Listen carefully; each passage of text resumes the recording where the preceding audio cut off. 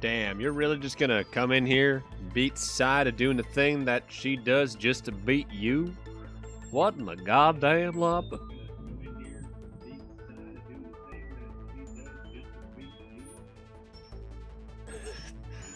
Okay, how's everyone doing tonight? Time for more great Ace Attorney. And this time, I have snacks. I mean, I usually do anyway, but not like this. Oh. When last we met,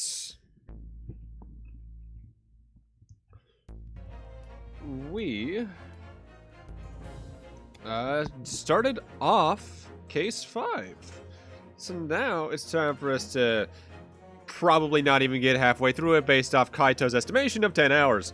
You finished your little Zach? Hell yeah, post that shit in the art gallery. I want to see that.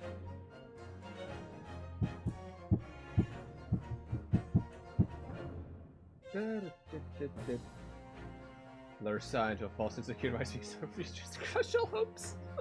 Jesus. Brutal. Oh, speaking of which, James, you play the Genshin update? Because I just finished the story thing today. Oh boy. Oh boy.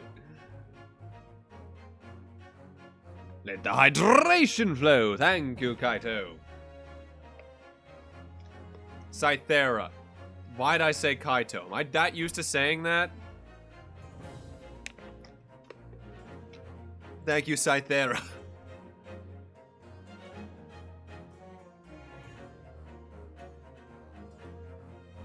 Can't get back into Genshin too busy with Tarkov. One day I'll understand what that game is.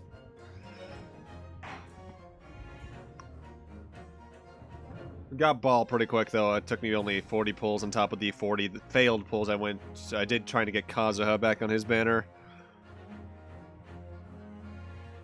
Alright. Whoa! Hey Kaito, how you doing tonight? Let's get right on into it. Where we were looking for... Oh, we could just go straight to Baker Street. Oh, we're supposed to go here. Playing a gacha game. I mean, it's not like I now play only 3, really. Finally. Because I got out of the one that a certain person got me into. And I was barely playing Fate Go / Arknets to begin with, so those are out. So now it's just Genshin, Mega Man X Dive, and Fire Emblem Heroes, and even that one's loose.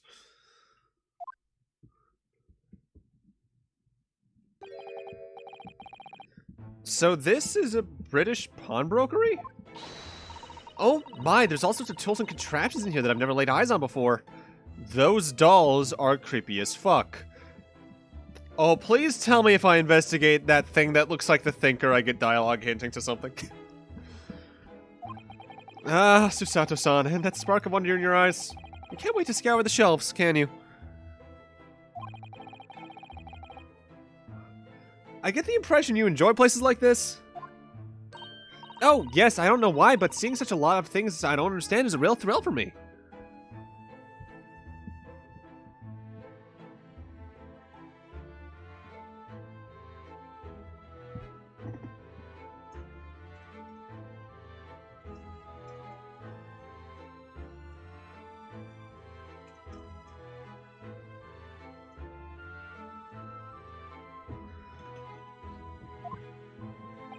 My dear fellows, let us not forget why we are here. Oh, Mr. Sholmes. We are calling on matters of business, not pleasure. And including Mr. Sholmes means business too, judging from the spark of fury in his eyes. Ah, Mr. Sholmes, sir. Welcome back. Did you hear that brazen welcome? You play a game that hurts you even when you succeed. Ah, I see you two play the award-winning MMO at Final Fantasy XIV with its award-winning Heavensward expansion now in the free trial. Well, yeah, we are potential customers, after all. We are disgruntled customers, Mr. Naruhodo. And it's time to inform Mr. Winterbank of our ire. Come! The fight is afoot. I must know. Is there dialogue specifically for this? What are you doing, my dear fellows? We are not here to browse for interesting curios. You have come to teach this broker a lesson. Oh, but there's so many fascinating items.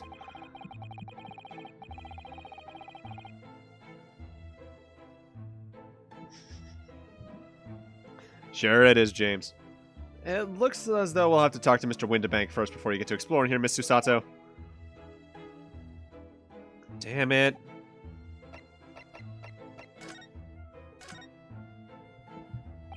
Naturally, you will recall this, which I retrieved from you some days ago. Yes? The second-rate fiddle is not my faithful instrument, Mr. Windibank. The color of the wood is different, and it has holes in it. It's not even the same size. A wonderful summary of our observations, Mr. Sholmes. I'm so very sorry, sir. How utterly unforgivable of me. An unmistakable, an inexcusable mistake from a pawnbroker.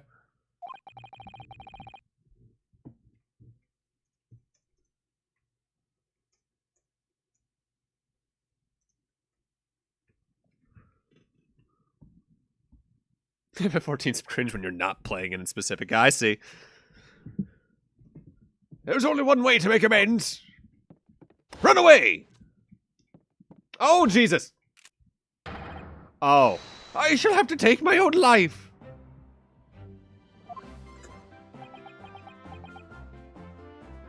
Do it.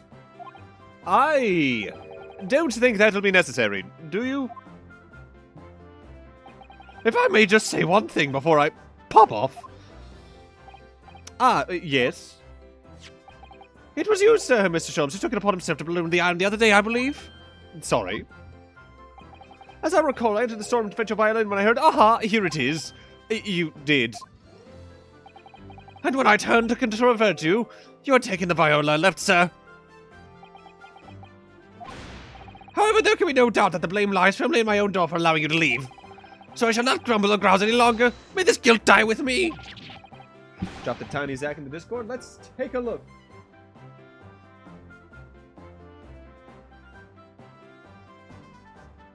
Oh, that's adorable.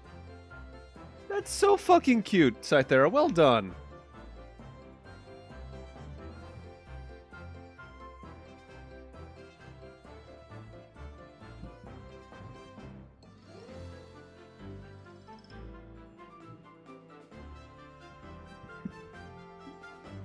No, no, no, stop, my dear fellow. The fault is mine.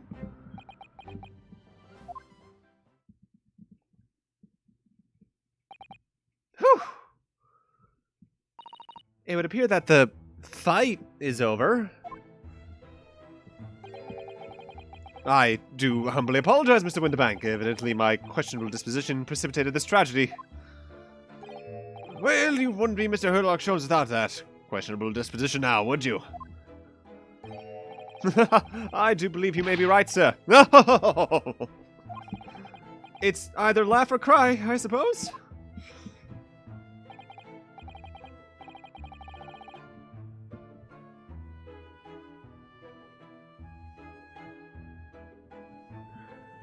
You are, as it must be said, one of my more challenging customers. I need to remind you of the peculiar collection of items you brought through my door in the past. Oh, peculiar items? In the extreme, ma'am, for example. The unpublished manuscript of an eponymous work, the novels of Herlock Sholmes, some such. Oh my, a new full-fledged novel? And unpublished, a story I've yet to read, you mean? Ah, forgive me! Wait, before you die, you must tell me more.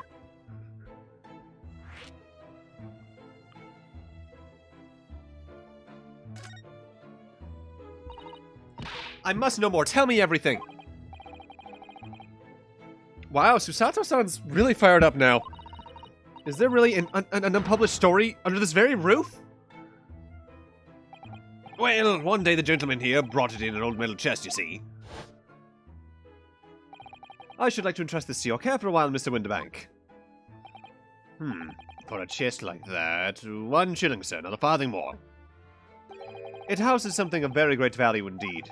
The latest manuscript, recounting the adventures of one Mr. Herlock Sholmes. I beg your pardon, a manuscript? You wish to deposit a manuscript? Indeed I do, for I am confident it'll be quite safe here. And that was that. As such, Mr. Sholmes' latest tale of otherworldly mystery lies dormant in my storeroom. Mr. Sholmes, is that really true? Do I sense that someone doesn't want to talk about this? I continue to pay your fee, do I not? Then kindly continue to store my belongings. Securely. Of course, sir. Of course. They're safe and sound with me, I assure you, on my life. This is all very strange.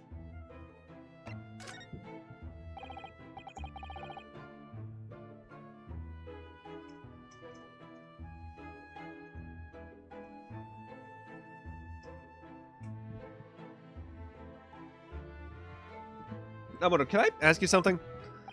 Ah, gentleman from the east, I see. Yes, that sable suit. I suppose I could offer you 6 pence for it? Without wishing to offend, the tone is somewhat, dull. Sorry? Aha, but for your splendid attire, ma'am, 5 guineas, no less. The colors are exquisite, the design exotic, Eastern artistry at its finest, may I say. Oh, my, 5 guineas, you say? How interesting. Why do I feel as though I've suffered some sort of defeat here? Because you have. She's styling, and you're just not. Actually, I was hoping to ask you about your business. The person said that pawnbrokers are used rather like banks here in London? Yes, sir, indeed. Many of my customers utilize the establishment as you describe. I appraise their items and offer them proportionate loan and 2 months of secure stowage. If in that time they repay the original sum to me plus an agreed interest, their items are happily returned.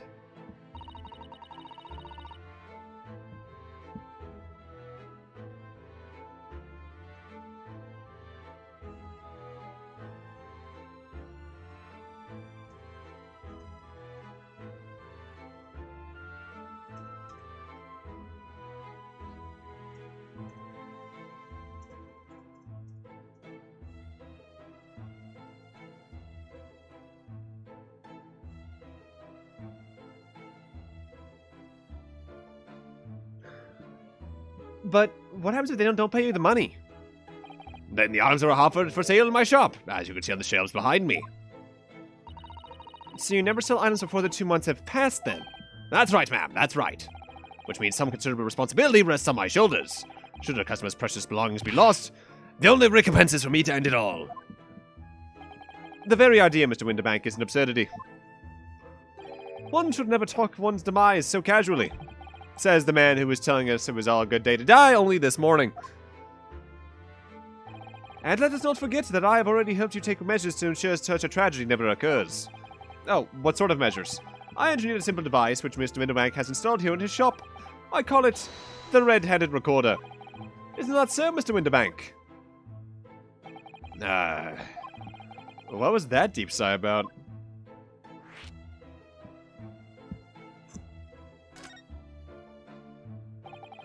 What on earth is a red-handed recorder? Use your eyes, my dear fellow. There are 2 just below the ceiling. I can see what appears to be a camera attached to some sort of timing device. Very astute. It is indeed a camera furnished with some 100 pieces of celluloid film. And every 30 minutes precisely, the camera automatically records the appearance of the shop. Here, I have an example I can show you. Ah, yes, a print on the camera set to record the activity at the shop counter. I developed a special type of film so sensitive it produces a crystal clear image even in darkness. Essentially, sci-fi bullshit so we can make this case go the way we want to with evidence. Really, that's extraordinary. Yeah, you can clearly see the camera in the door behind it, look. So you see, were someone to enter the premises with ill intent, his identity would be summarily exposed as long as they're there between at exactly 4, 4:30, 5, 5:30, and so on. Anything else? I'm out of luck there. But did you not say that the photographic prints were taken at 30-minute intervals? Indeed, as you say, my dear madam. Then what if the accident were to occur between times? One could only say that would be a cruel twist of fate. I must confess that your advices haven't given me some cause of distress of late. I beg your pardon, Mr. Winterbank. Surely they are anything but distressing. Reassuring's the word.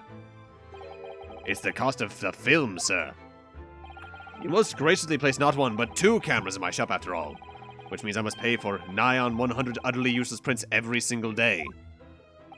I'm afraid the cost of the film will break me before I'm very much older. Nevertheless, a small price to pay to ensure the safety of my preferred pawnbrokery, no?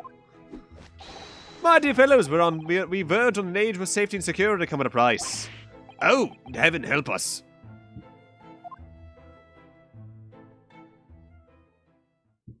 Now then, Mr. Sholmes, allow me to return your precious violin. Oh, the very thing. Thank you, Mr. Winterbank.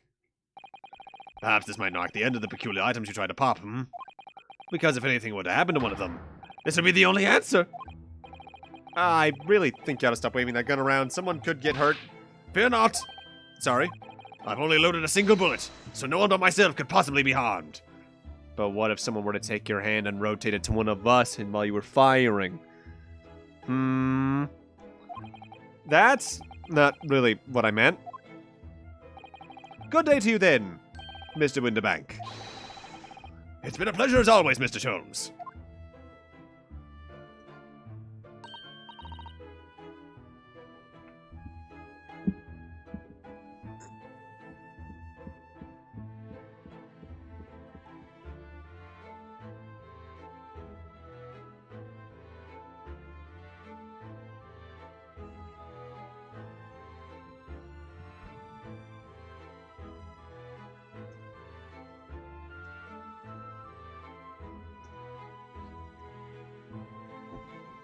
So, Mr. Naruhodo, now we can explore that last.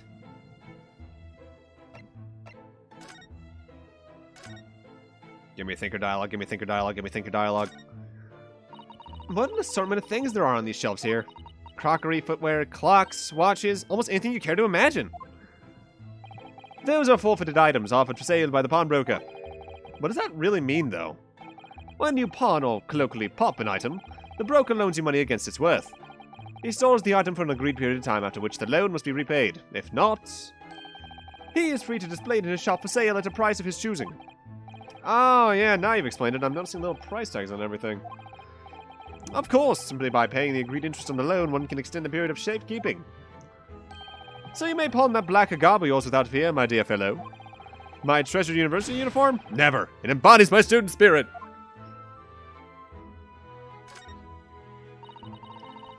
Now, what do you suppose this rather enormous machine does? It seems to have two little windows for looking through. Allow me to enlighten you, my dear fellows. What you are looking at is a stereoscope. A fascinating. So, it's like the fucking... What the hell are the name of those things you can put up to your eyes that have, like, the two sides of film? That would have, like, screenshots of stuff like Toy Story. Often used by 2-year-olds, otherwise known as the same effect that the 3DS uses to do its 3D.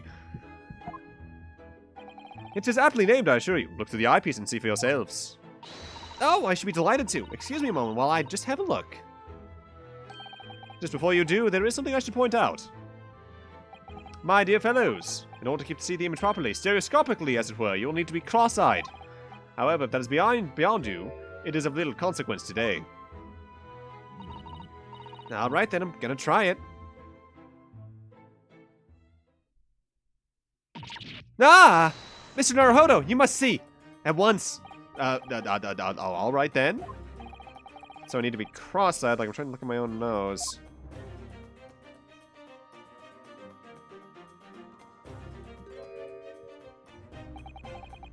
What the? I don't believe it. It's just a photographic print, but it seems like you could reach out and touch it. Yes, the sense of depth is startling, is it not? Stereoscopes are one of London's many fads. They're often found in little stalls in the park. People queue for hours to see them.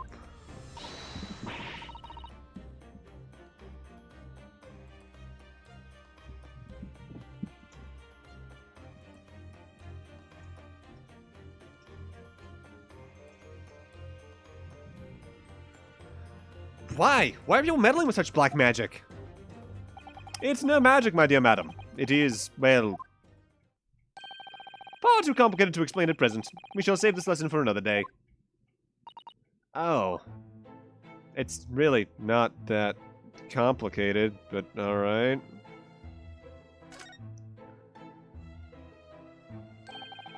That's not a calendar you can easily miss, is it? 15th of April. Today's date. Yes, that's not for sale, I must point out. It's an Eastern-style page-a-day calendar. Every night at midnight, I tear off the front page to reveal the following day's date.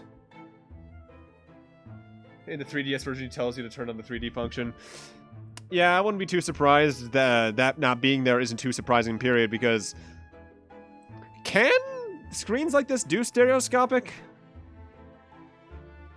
I think supposedly Citra can do it, but I've never done that because... I got shit to do.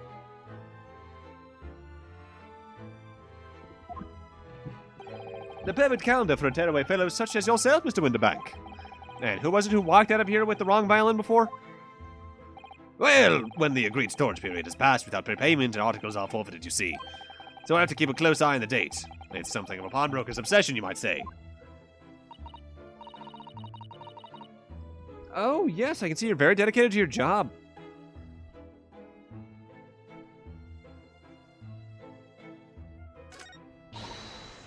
Look at this! What could this lovely big shiny box be?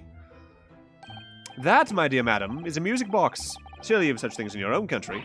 Oh my, yes, but I've certainly never seen one so large before. Shall we listen a while?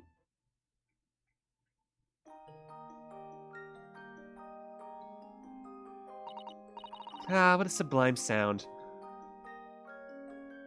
I would have thrown in a musical reference here. Either like Maya's theme or something. It's like the music of angels. I've never heard of anything like it before in my life. This particular specimen is of the larger variety commonly found in public houses and restaurants. There is a metal disc inside on which the notes to be played are recorded. Simply by replacing the disc with another, any music you care to imagine can be played. My goodness, what a simply delightful machine. Indeed, though their popularity has waned recently with the development of the gramophone, of course. Science and technology advance at such an overwhelming pace.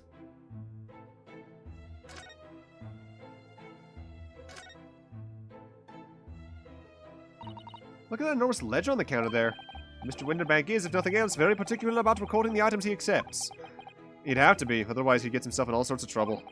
Which might explain the thing that catches my eye more than the ledger. This revolver here.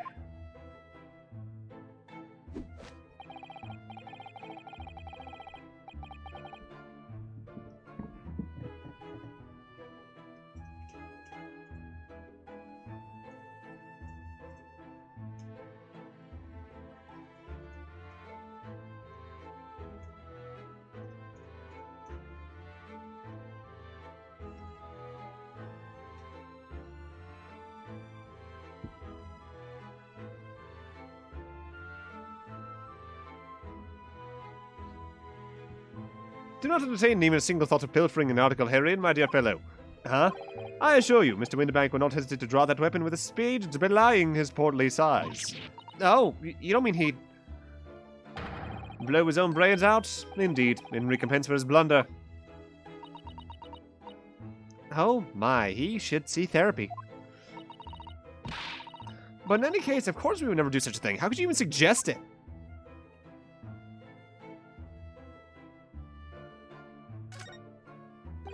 There seems to be a little door hidden behind that curtain there. That leads to the storage room in which the Winterbank keeps articles that are currently in pawn. Ah, I see. There's nothing of particular interest inside. I certainly wouldn't recommend any loss in this activity. Recommend it or not, it's not something I tend to do. But there is but one key, and Mr. Winterbank keeps it in his pocket at all times. Before he sleeps, he places it into a small pot, which he slides under his pillow. How on earth did you know that, Mr. Jones? I'm a detective, sir. It's my business to know what others do not. I am frequently assailed by information that I neither care for nor wish to retain. Mr. Sholmes, you are a wonder. And the prime suspect of this pawnbrokery is ever burgled.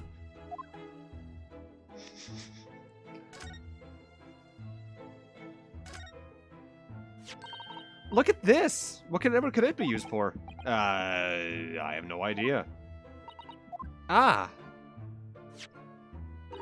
There's a small catch here, look. We're gonna open it, aren't we? Oh my, that's amazing. It has some sort of spring-loaded mechanism, which we'll never manage to put back the way it was before. Hmm? What are you two doing? What? That's nothing. No, nothing at all. Whatever this device is, it seems to have a pair of little windows to look through. Feels as though I've seen something rather similar to this elsewhere. Gee. I wonder if it's just a smaller scale stereoscope. What? Only toppings for it? That ain't fair and you know it. The article's barely worth a penny, miss. I cannot offer more. Sounds like there's an argument brewing over by the counter. Come on, that can't be right. Have you even had a proper butcher's at it? Wait a minute, butchers. Gina? I've seen all I need to see, young girl. Hey, Gina! Hey, Volt, how you doing tonight? Install a mod where you can just pull out a gun and shoot the other defense team. This isn't early American politics. Or court hearings. Thankfully, not so much modern ones. Not so much. It's going pretty well, Volt. How you doing? Welcome.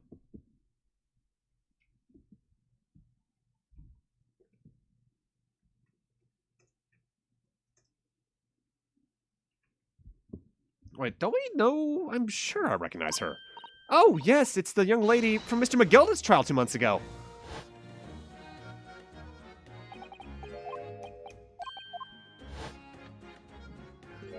Shoot them, Turk. Alright, Mortis. Alright, just let me take aim.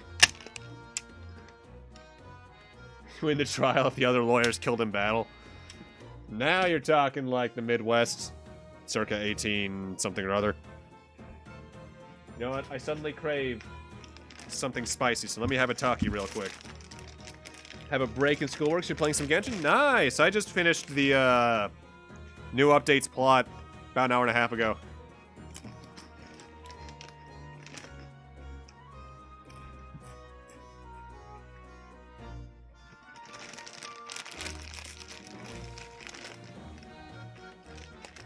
I think currently my islands are sitting at like 61 and 72%.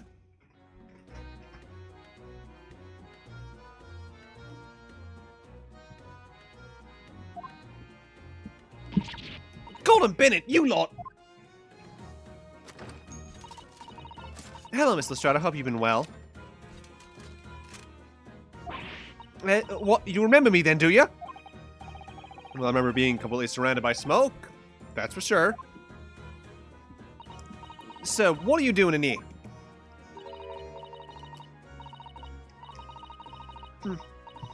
Down and out like the rest of us. Nothing to eat. Come to pop that black weasel. Sorry, coat, have you?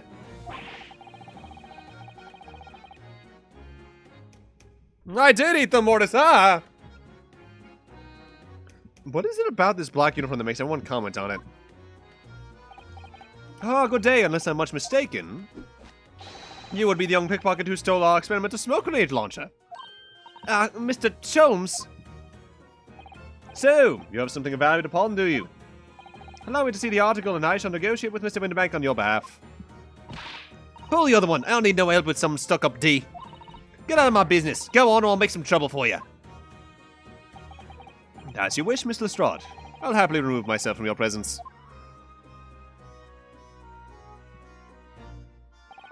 He's really done it. He's gone. I'm sorry, but as I said, there's really no room for negotiation here. What is that thing he has in his hand? Some kind of metal disc? That's a thing you put into the music boxes. Those little dots each denote notes. And you, go on! Leave me alone! No, Miss Lestrade, just pretend we aren't here. We shan't be offended in the slightest. Susato-san can really stand her ground when she wants to. Whatever. Time to immediately talk to her and ignore what she said, clearly.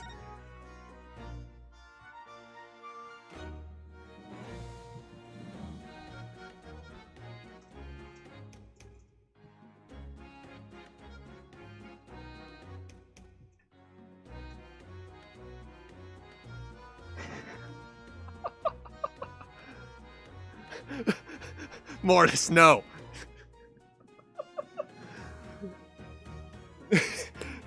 Kids, this is a CD. It stands for compact disc. You used to throw these at people you really didn't like. Unless you made it yourself, in which case you threw it at people you really liked because you wanted to show them how fire your mixtape was.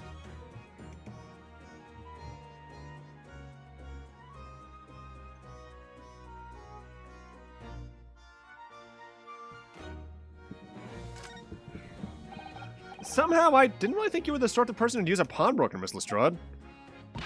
Yeah, well, I am, alright. I'm a Londoner, just there like everyone else. That a problem, is it? No, not at all, just that, well... Oh, I get it, I know what you're thinking. That thing probably don't even belong there. Probably got it on the dive, didn't she? Yeah, I can see it written all over your cheese at your Chevy face. My what? Well, I might have been thinking something along those lines. You're not gonna deny it, Mr. Naruhodo? Alright, then I'm just gonna come out and ask you straight. Do you pawn things you steal from other people? Well, I don't know how best to answer that, really.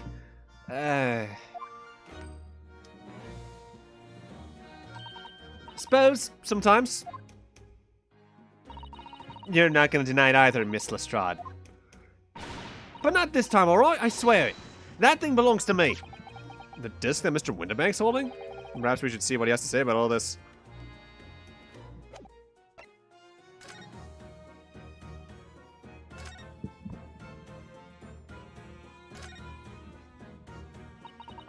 Mr. Winterbank, what exactly is this metal disc that Mr. Lestrade's brought in?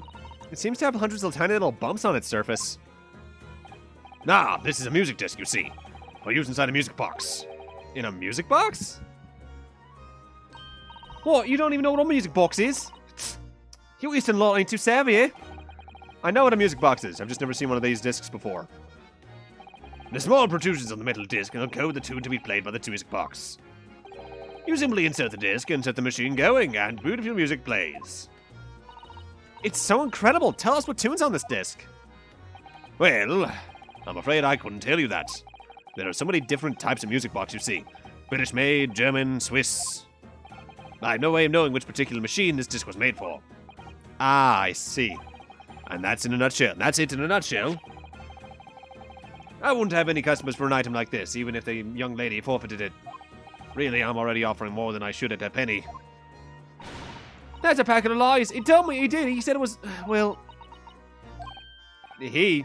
Who? Never you mind. It just ain't right, that's all. That disc's worth good money. I know it is. Well then, you'll try to have to try your luck into the pawnbrokers, won't you? Ah.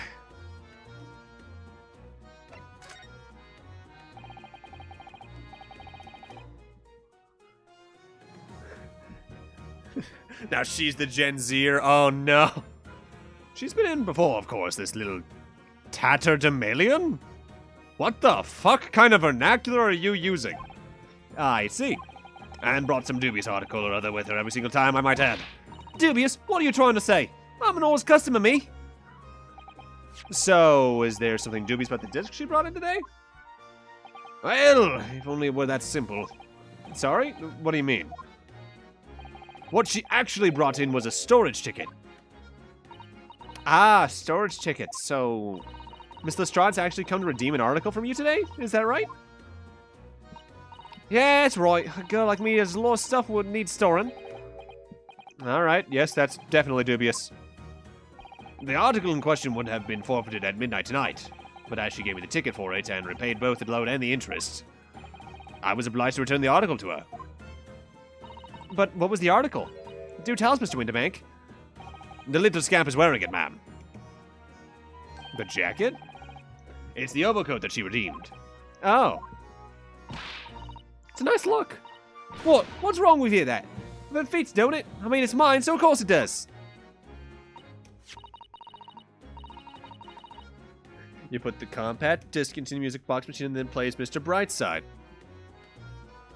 I now need to look up music box version of Mr. Brightside.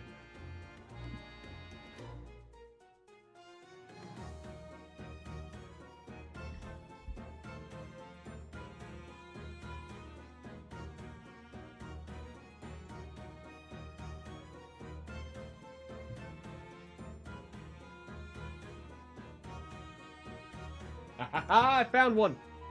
Wait, actually, I'm already subbed to this channel. I'll have to listen to both of those later.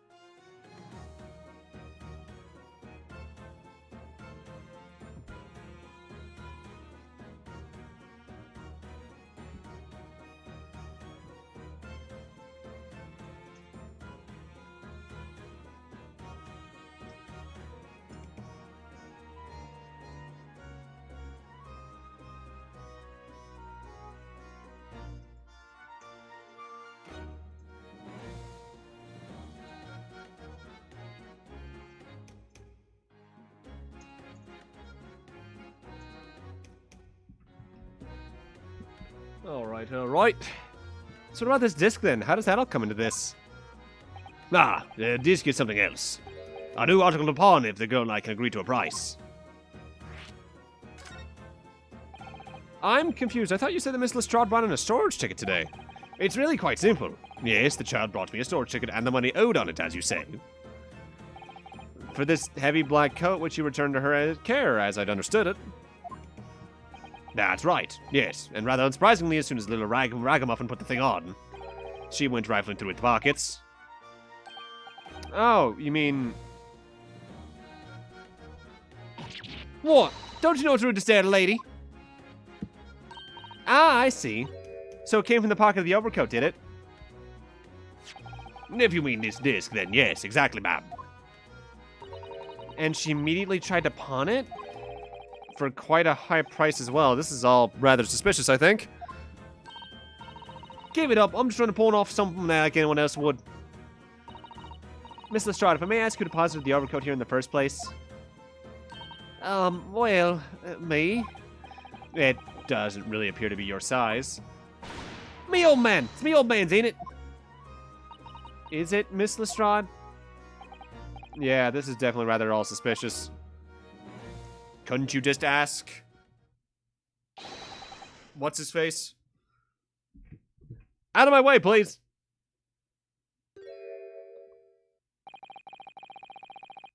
What the fuck?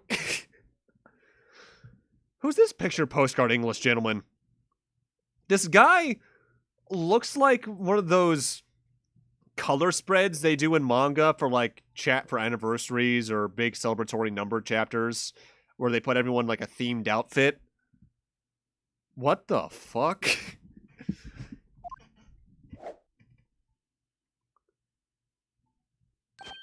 Good day to you, ladies, gentlemen.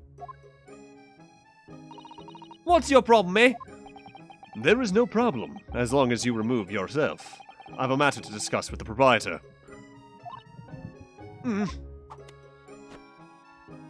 And if you intend to make a problem of it, I shall see you outside, little girl, for the hiding you deserve. Look, ain't it obvious? I ain't done talking with him yet. I don't think you're such a gent. You should know how to wait in line. Well, you are an impudent little brat, aren't you? As well as a pickpocket. Nah. Who are you? How do you know I am? The question is, how do you not know who I am? You haven't the courtesy to even remember the faces of your victims, it seems. What? You mean from you? Broker. Yes, sir. I believe this filthy pocket thief has just redeemed an article from you, no? Yes, the article in question belongs to me. I demanded for it to be returned at once. Oh my. Now that's a lie. What are you trying to pull?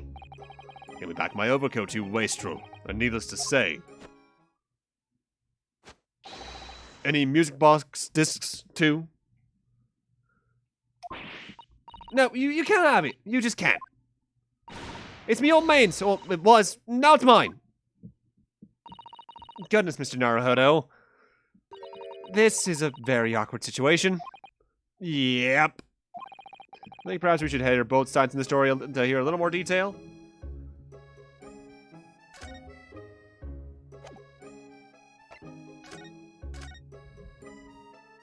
Yeah, his stare is fucking dead-eyed, though. Miss Lestrade, what the gentleman saying? What do you think? It's all lies, ain't it? Obviously. I swear on my life, I never laid eyes on that dandy before. Going slightly Scottish there for some reason. Let's hear now, you little ragamuffin. You stole it, didn't you? That ticket you brought in here just now.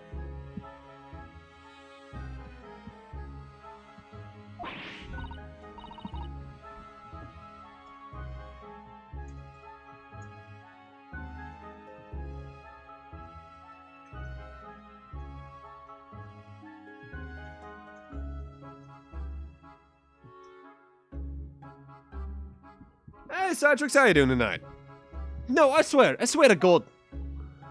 It was barely an hour ago. I was walking along the street minding my own business when this little gutterling ran into me. I knew at once what had happened. I've been robbed yet again, I thought to myself. Those wretched pickpockets. Yet again? Oh, yes, as you can see, I am a man of impeccable style. This isn't the first time that I've been targeted by these backslum scoundrels.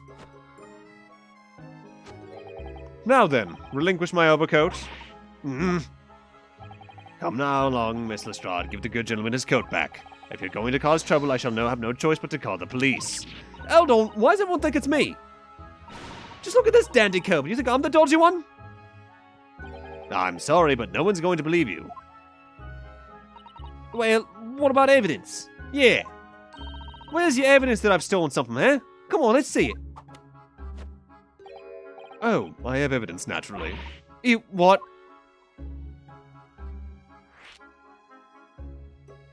Let the hydration flow. Thank you, Kaito.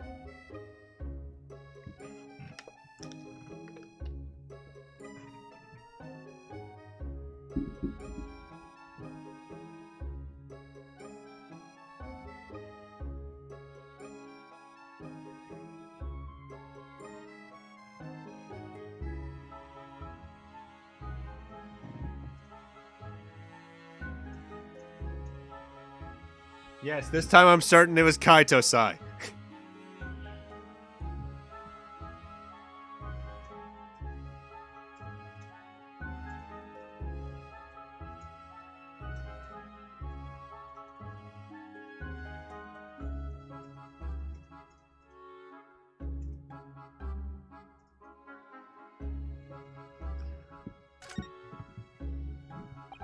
Evidence that the article Miss Lestrade redeemed actually belongs to this gentleman.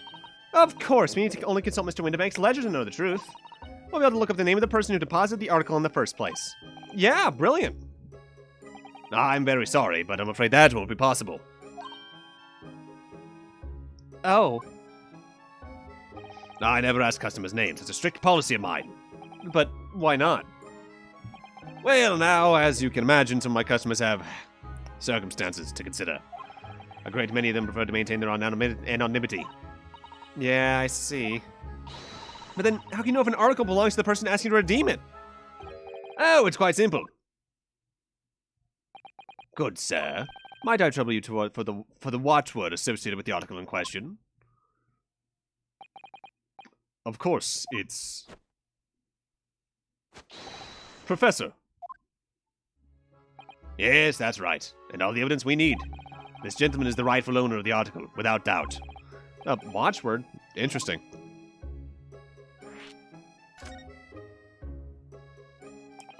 So, about these watchwords, Mr. Windibank. As I just explained, I never ask customers' names when they deposit items with me. There are many reasons why. Certain customers would like to keep their activities secret. That wasn't exactly a subtle glance at Mr. Sholmes now, was it? Great detectives have no dark secrets, none at all. Yes, well, anyway, that's why I always ask for a watchword whenever I accept a new article. In many ways, it's like the secret combination of the numbers used to unlock a vault. The date of deposit, a description, and a watchword uniquely identify each item. And of course, when I give the storage ticket to the customer, when someone comes to redeem something, I ask for the ticket and the watchword.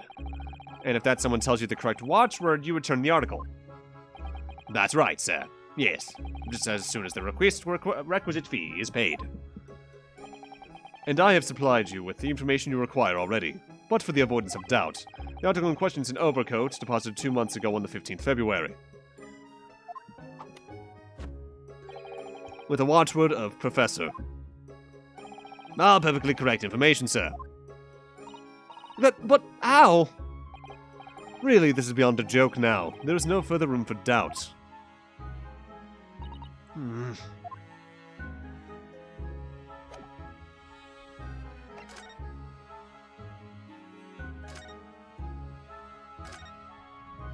Excuse me, but who are you?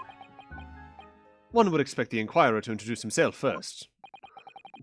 Though clearly you are not British, so perhaps our ways are foreign to you. Oh, sorry, yes, we're from the Empire of Japan. We're studying here. Oh, yes, Japan. I've heard talk of the place. Its inhabitants live on some fiery brown-colored soup, dressed with exotic spices. What? You might be thinking of somewhere else, and what was that theatrical gesticulation about?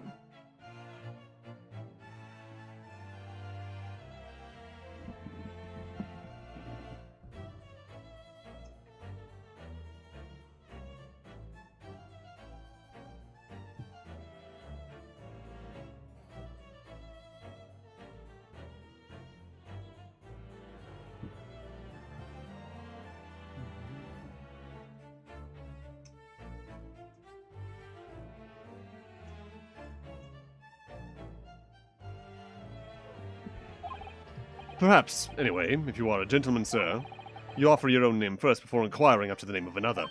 Of course, yes. I'm Ryunosuke Naruhodo. I'm a lawyer. Well, student of law, really? My name is Susato Mikotoba. I am Mr. Naruhodo's assistant.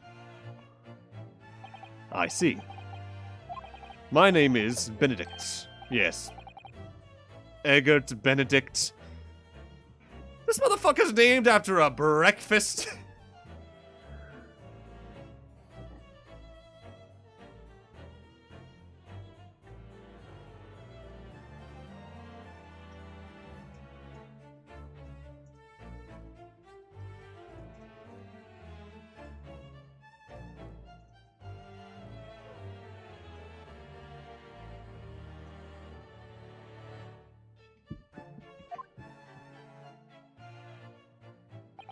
Enchanté. Flexing our motion capture, it seems. He's so refined in how he holds himself and how he speaks, but that name is suspicious. Now to the matter at hand. My overcoat! Return it at once, to someone with the style to carry it off. I am the Eggman. Every move he makes, every breath he takes, I can't stand watching him.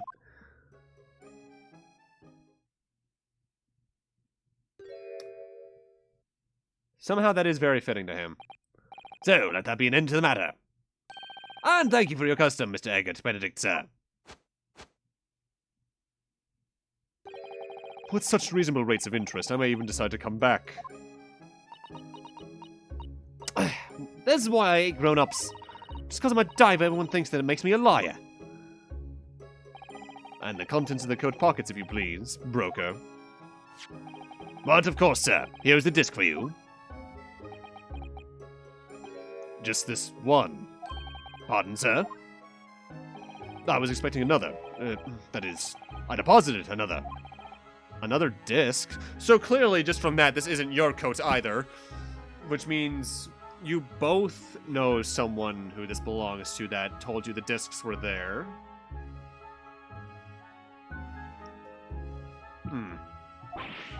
Oh dear.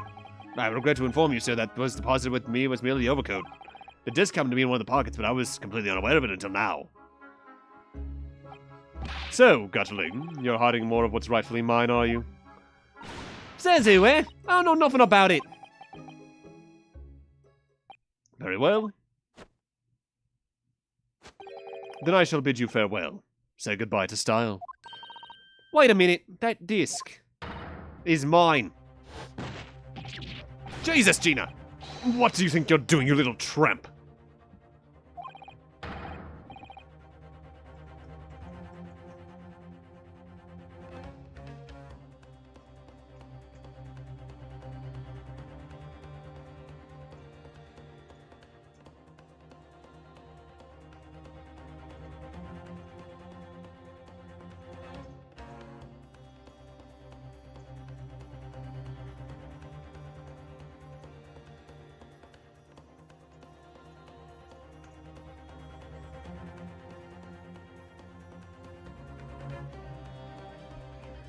You've drawn blood, you filthy animal.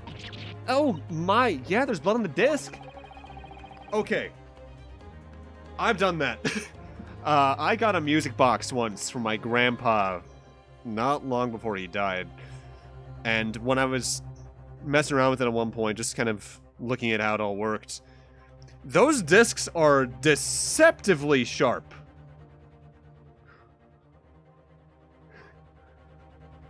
I think the music box itself was either like Twinkle Twinkle Little Star or some classical song from the 19th century.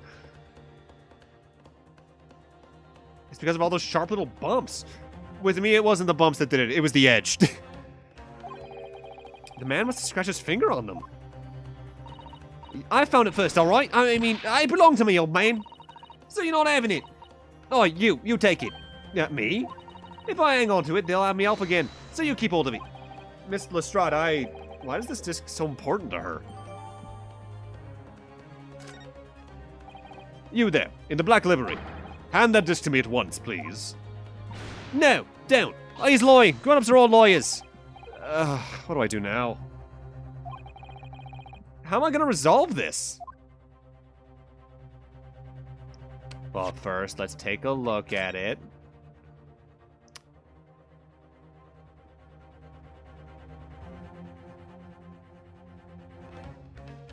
Oh. Oh no.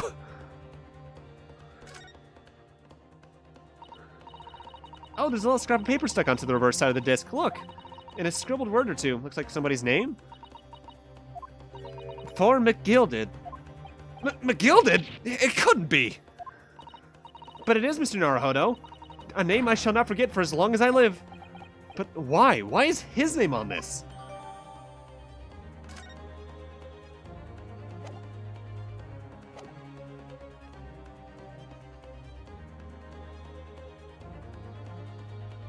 Does that mean that's McGilded's jacket?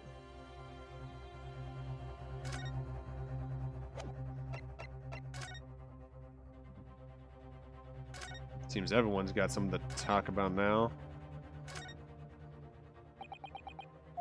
Mr. Winterbank is clearly at a loss here. We have to do something about this before he reaches for that revolver of his.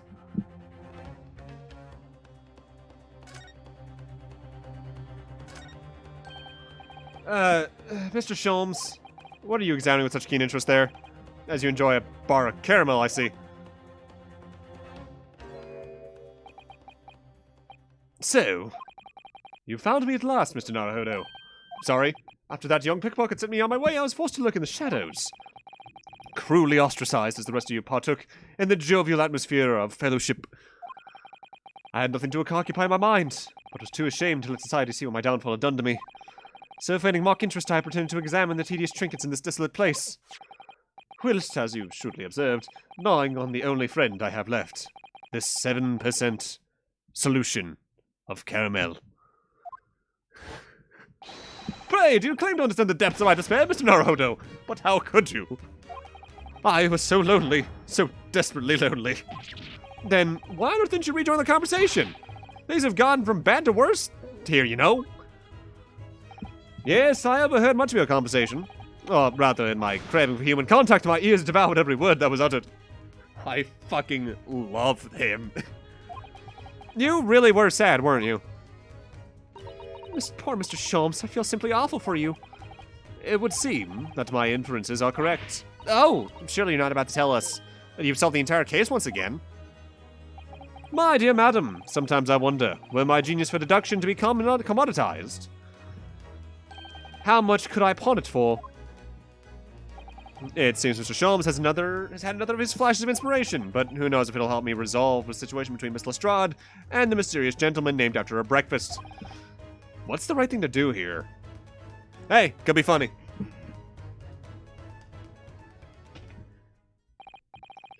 Well, Miss Lestrade, it would appear that you find yourself in something of a predicament. Where in the blue blazes have you been, eh? Pardon? When a lady's in trouble, a true gent's supposed to be there to help. Straight away. Not an hour later. Oh god, he's dead. Gina, you've killed him. He can't get up. Harsh.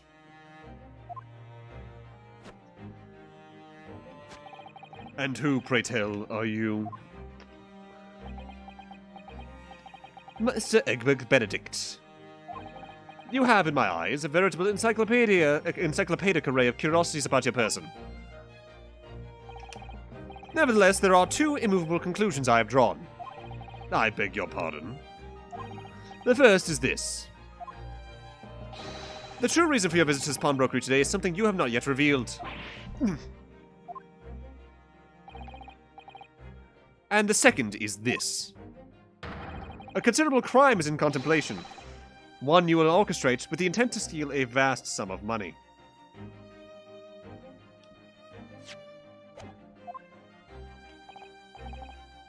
Well, Mr. Benedict, what say you to my deductions? How? He's turned as white as a hard-boiled egg.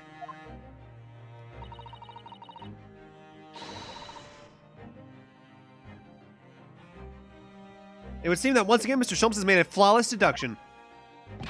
Just who do you think you are, sir? Ah, yes, as I hoped. That is precisely the pained expression I was looking for.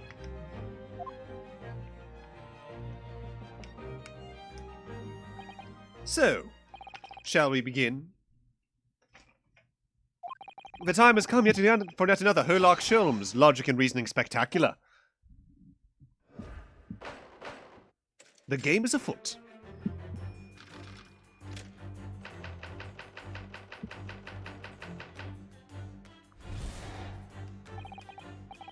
First of all, we must ask ourselves on what business you ventured into this pawnbrokery today. You claim to have followed this pickpocket here, having had the redemption ticket stolen from you on the street. But that is most certainly a lie. The real truth is something quite different. As revealed by that which you hold in your hand. Yes, what brought you to the shop in the first place is the staff recruitment flyer. It's probably the cane. The piece of paper in your hand is a staff wanted advertisement for this very shop. Yet even the most unobservant would soon realize that a man of your appearance has no need of such employ. In other words, there is some ulterior motive for your actions. Something with the cane again. The cane, which you unwittingly clutched to your person, exhibits an incontrovertible contradiction. What utter rot. I've had this cane for years. The contradiction of which I speak of is, of course, the missing fare rule.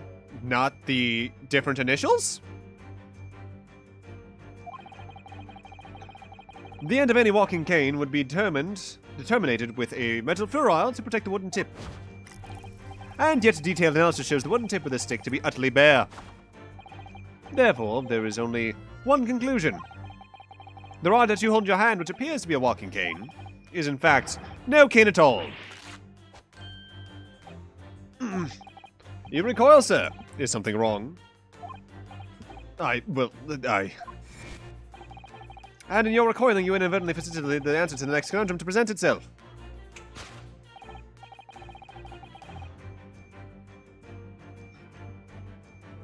Namely, what is the truth behind this rod you bear? Yes, your reaction betrays the truth. The handle, which you evidently would like to conceal, is the key to understanding this riddle, you see. From the moment I saw it, my suspicions were aroused.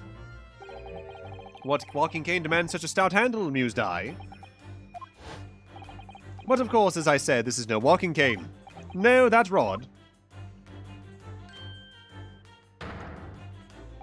is the broken handle of a shovel. What? Are you insane? And now, having determined this undeniable truth, the conclusion is clear. Your true motive for coming here was to take employment at this establishment in order to excavate the ground beneath the premises. Somehow each one, he feels like he's getting further off the mark.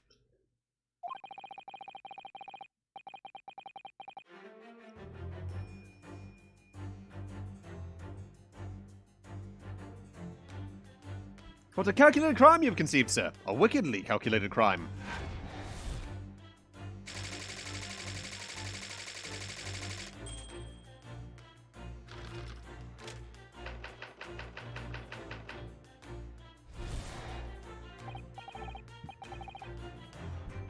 Now, Mr. Benedict, let us continue. I wish to expose the details of this elaborate crime you have in the planning. This is utterly absurd. You suggest that I, a gentleman, intend to excavate the ground beneath this pawnbrokery with a broken shovel.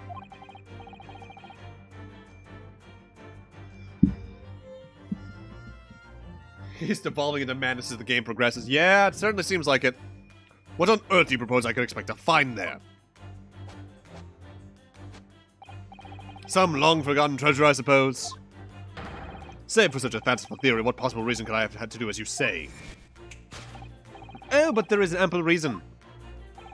As you are only too well aware, Mr. Benedict. Ah, and your furtive glance is more telling than I could have hoped. What? Let us consider what would motivate a man to infiltrate a shop such as this and covertly dig beneath its floor. The answer is revealed by the council notice on the counter to which your eyes were inadvertently drawn. This letter gives notice of public works to be carried out in the local area. And according to the enclosed plan of the upcoming sewerage works, beneath this shop runs a sewer that adjoins another, one that runs under the bank on the opposite side of the road. This madness has entered the sewers now, has it? By excavating the ground beneath our feet, you would gain access to the waterway that flows in the very close proximity to the great vault of the financial institution opposite. What are you? In summary, sir, you devised a master plan to pull off an elaborate bank robbery by dint of the underground tunnels. Master plan? Which brings us at last to the final chapter of this lurid scheme. With what plunder did the thief hope to make off from the underground vault to the bank? Are you quite serious? Having consulted with Scotland Yard some days ago, I happen to know the answer. But naturally, the answer is no secret to you, is it, Mr. Benedict? I have no idea what you're talking about. Allow me to present a rather interesting piece of evidence. You see, this picture postcard tells us all we need to know. A postcard of the Great Exhibition? I'm afraid you've quite lost me. Currently in the final stages of preparation, the Great Exhibition will soon be underway, and the government has provided extra funds to complete its centerpiece, the Crystal Tower. Funds that currently sit in the vault of the bank on the other side of the road. Pardon? Yes, the considerable crime you've been contemplating is the theft of which that sits in the vault of that bank, the special reserve funds for the Great Exhibition. Of course, that is top secret police information, so keep it under your hat, please.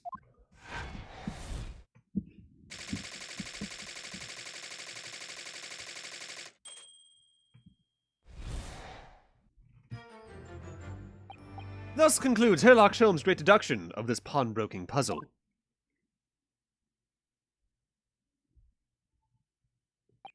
Mr. Sholmes. Well, Mr. Naruhodo, an impressively upbeat deduction for a detective racked with loneliness, would you not agree? Was it true that what you said about the bank over the road and what it has in its vault? Indeed, though few know of its existence, it is one of the government's most closely guarded secrets. Gregson told me in the strictest confidence. But you just announced it to everyone here, rather loudly, in fact. Ah!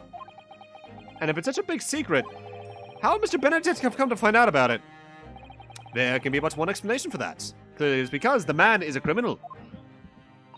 But what if he didn't know anything about the money in the vault? If he is a criminal, as you said, then buying a brand new shovel is sure to be the first thing he does now that you've revealed the secret? Oh! Or if he doesn't, maybe Mr. Winterbank will. He already has plenty of shovels here after all. All of my life, I assure you, I'm not so unscrupulous. Well, hopefully this has taught you a valuable lesson.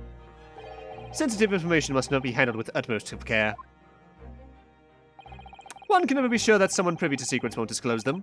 And once the word is out, it's out. Perhaps I'll think twice before confiding in you next time, Mr. Sholmes. An excellent idea, Mr. Naruhodo. An excellent idea.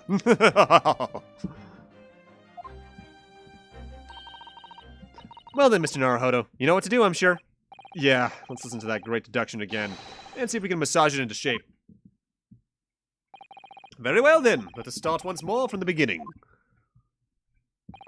of Herlock Sholmes magnificent. Logic and reasoning spectacular.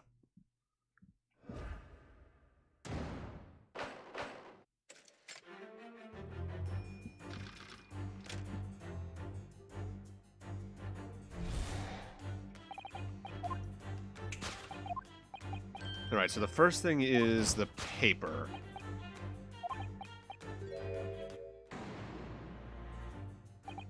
So, by Mr. Sholmes' reasoning, Mr. Benedict came in here in order to apply for a job so he could dig down through the floor.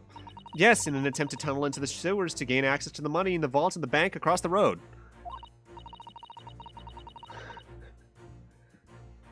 I don't know why. Reading this guy's a menace side tricks made me think of J. Jonah Jameson. I just now imagine Herlock Sholmes as Spider-Man. That is a cursed idea, but my god, the energy. He wouldn't get very far with a broken shovel, would he? No, I think it's fair to say his motives lie elsewhere. The question is where? What did bring Mr. Benedict here at this particular point in time?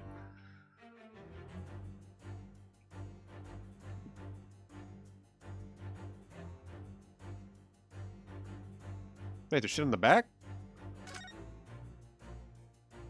That looks like Gina. Oh. Look at all the scribbled notes on the back of the flyer here. I don't believe it. What is it? Listen to what it says. Name, Gina Lestrade, height 5'2". Green cap, scruffy waistcoat, grubby white shirt, blue satchel, ragged. It's a detailed description of Miss Lestrade. Goodness. There's even a sketch of her, hat and all. Although if he showed it to her, she'd fire that smoke grenade launcher in his face for sure.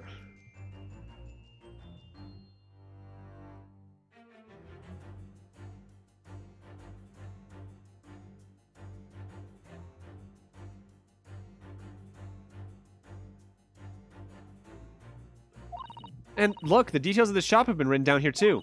Windibank's Pawnbrokery, Baker Street. Redemption deadline, 15th April. Which is today's date. Why would Mr. Benedict have all that information scrawled on the back of that piece of paper?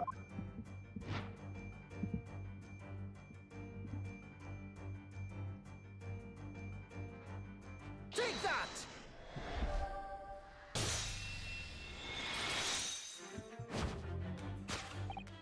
Yes, what brought you to this shop in the first place is the info about Miss Lestrade. Quite so, my dear fellow. It would appear that the writing and sketch on the reverse of the flyer pertain to the pickpocket Miss Lestrade and to Mr. Windibank's pawnbrokery here. You originally told us that you had merely given chase after Miss Lestrade stole the redemption ticket from you. But that, sir, is a thinly veiled lie.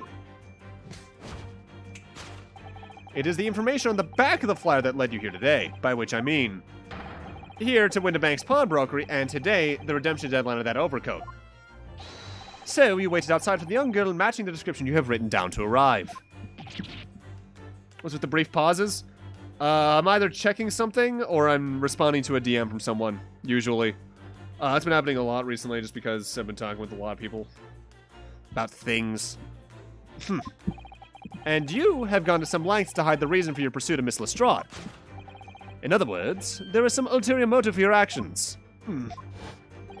The cane to which you unwittingly clutched your person exhibits an incontrovertible contradiction. What utter I've had this cane for years. It's not the missing ferrule. What's a ferrule? It's the metal cap commonly found on the end of a cane, Mr. Naruhodo. Ah, the bit that makes the nice clacking sound on the pavement. Yes, exactly. Mr. Sholmes is right. It appears to be missing on this cane. But it doesn't actually look broken, does it? No, it doesn't, though the gentleman certainly did recoil when Mr. Sholmes identified the cane as suspicious. In other words, there's something secret about that cane that Mr. Benedict would rather we don't know. Is it the fact that those aren't his initials?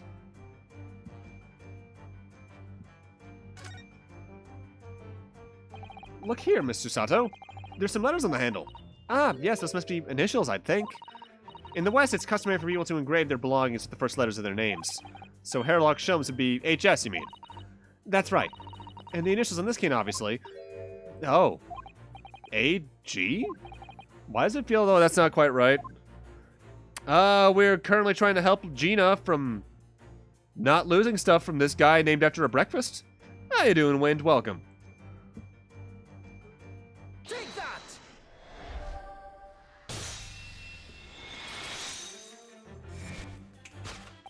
The contradiction of which I speak is, of course, the initialing. A most astute observation, wouldn't you say, Mr. Eggert Benedict? We are led to believe, sir, that your initials are EB. Yet in a most possessive matter, you have in your grasp a cane bearing the initials AG. An incontrovertible contradiction indeed, would you not agree? No, you're wrong. This cane isn't... You said before that you'd had that cane for years. Ugh. So don't try to tell us that you just borrowed it from a friend or found it in the park. So, in short, though you hold yourself to be a gentleman, you have withheld your true name. That sounded like something ripping. You recoil, sir. Is something wrong? I...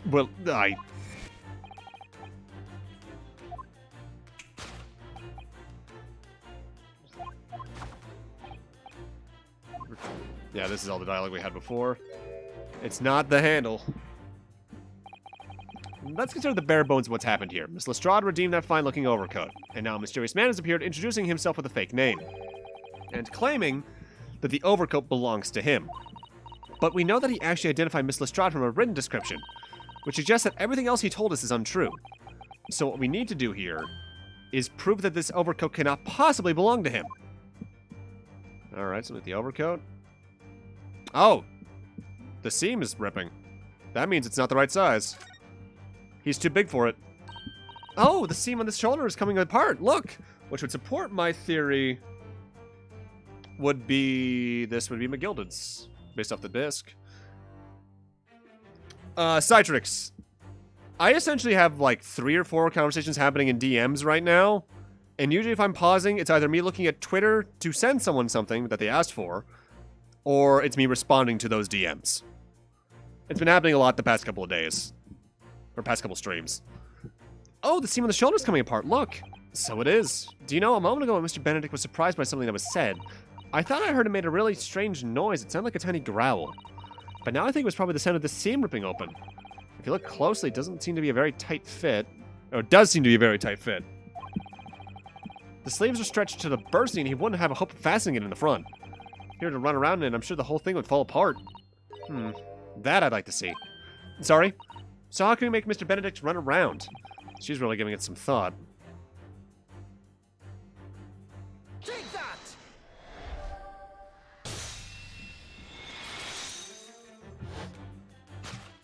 The split seam, which you evidently would like to conceal, is the key to understanding this riddle you see. Yes, because the overcoat is rather obviously a poor fit. Having forced it over your broad shoulders, the seam is already breaking apart. My suspicions were aroused from the outset. When you so boldly lied about your name and so boldly waylaid this pickpocket. Oh, no, the stream's fine, the stream's fine. This catalogue of untruths has all been for one very specific purpose. To steal the article that the young girl redeemed from Mr. Winterbank.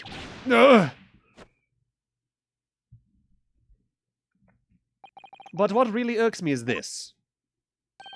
The considerable crime I initially imagined has been considerably curtailed. So I revealed government secrets for nothing. Shit.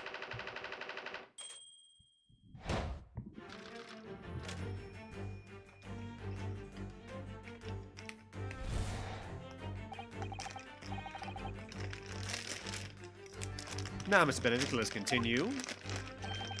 We must expose the details of this elaborate crime. Yeah, this is the same dialogue. Oh, shit, no, this dialogue is different now. Shit. No, my time for talkies.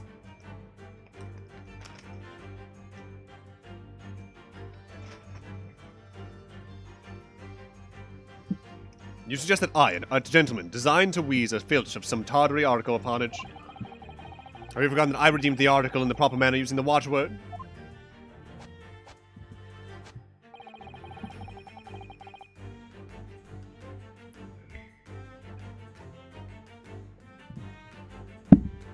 Kaito, are you saying the inner machinations of my mind are that of an enigma?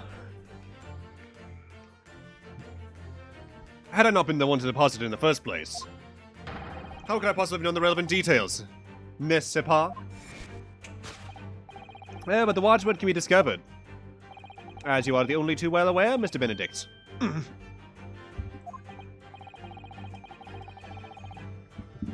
And your furtive glance is more turned than I could have hoped. What? Let's consider how one might come to learn a secret watchword relating to the pawn property of another. Method review? Okay, yeah, no, it's definitely not that. It's probably the ledger. A direction of the deduction must now change rather dramatically now, I think. Yeah, no more talk of tunneling into the sewers. Which is a pity, because it all sounded rather exciting. Anyway. You can't deny that this mysterious gentleman did know the watchword. Yes, Professor. If he didn't know that word, Mr. Winterbank would never allow you to redeem the article. Or, looking at it another way, if you didn't know that word, Mr. Winterbank would allow you to redeem the article whether it was yours or not. Walking dog, kind of cold, maybe. Yeah, probably. That's why I always grab mine even if it's too hot. So the question is, how could this gentleman have found the watchword out?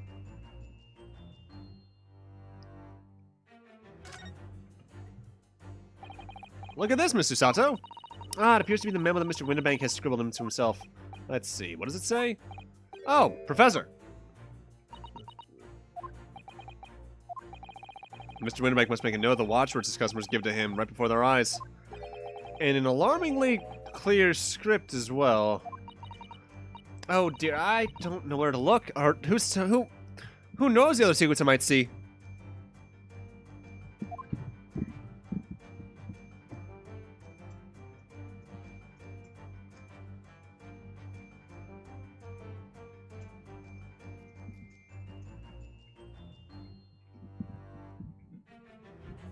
Take that!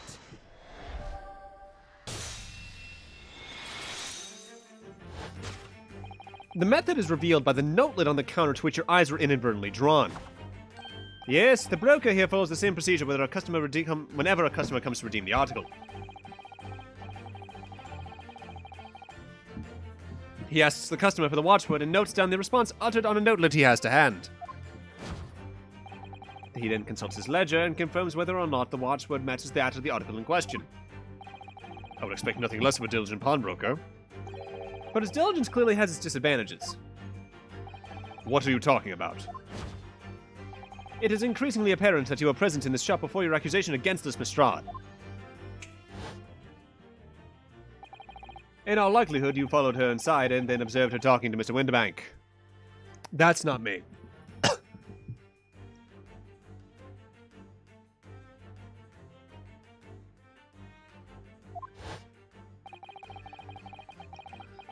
When the diligent broker made note of the watchword and as is his common practice, you observed him writing the word professor on the notelet besides the ledger. And that, sir, was the master plan you devised to steal the pawned article from the young Miss Lestrade. Master plan? Which brings us at last to the final chapter of this lurid scheme. Why would you go to such lengths to redeem that particular article from this pawnbroker? Are you quite serious? For an ill-fitted overcoat hardly seems to justify the effort, much less a worthless music box disc. But naturally, you had very good reason to make them yours, didn't you, Mr. Benedict? I have no idea what you're talking about. Allow me to present a rather interesting piece of evidence. You see, this picture postcard tells us all we need to know. It's not that.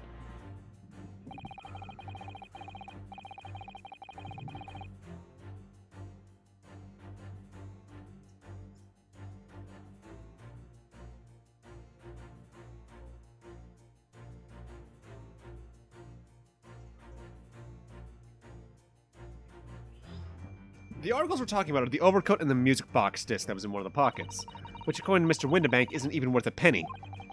And yet this man went to such lengths to steal them. Why? I wonder if perhaps we already have the evidence we need to explain it, Mr. Naruhodo. Could we? Really? I'd better have a thorough look through all the evidence we've collected so far. We've already taken a look at this. It's because of the McGilded stuff. Take that!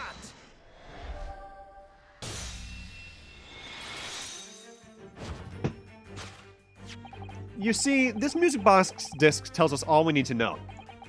What's that on the back? It reads from McGilded. Ugh. Ah, Mr. Magnus McGilded. The unfortunate philanthropist who perished in curious circumstances in the Old Bailey 2 months ago. A prominent man in London, though his loan-mongering demonstrated a distinct lack of scruples. So, you're an associate of his, are you? Or perhaps a subordinate? Mr. McGilded was a man of unusually small stature. In fact, he was precisely the right size for that overcoat that you've squeezed yourself into. Your true identity remains shrouded in mystery, Mr. Egbert Benedict. But the final conclusion here is crystal clear. The reason you came to this pawnbrokery today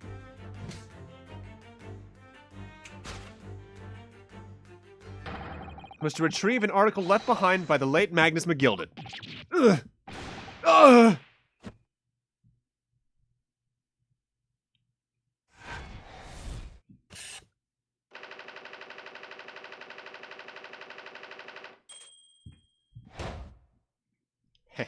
Yeah.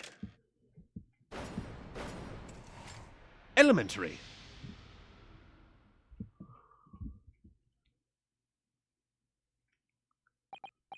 Well, well, Mr. Magnus McGilded. Not the name I expected to hear in these circumstances.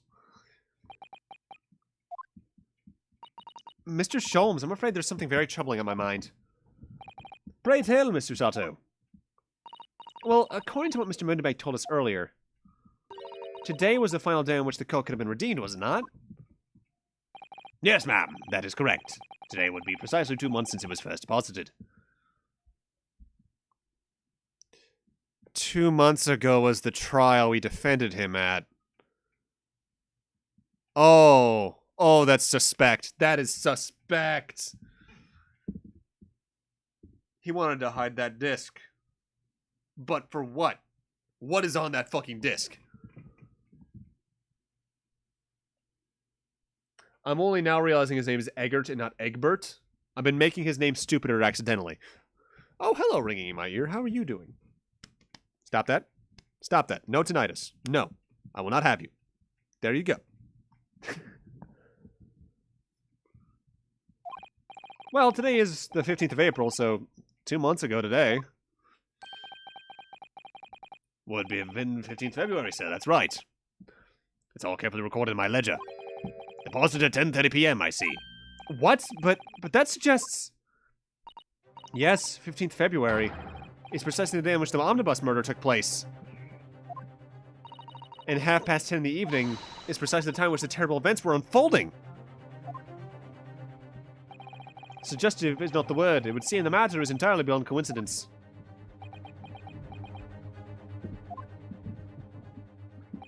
You are, of course, at liberty to make whatever outlandish deductions you choose. However, I must insist that you hand over the music box disc now.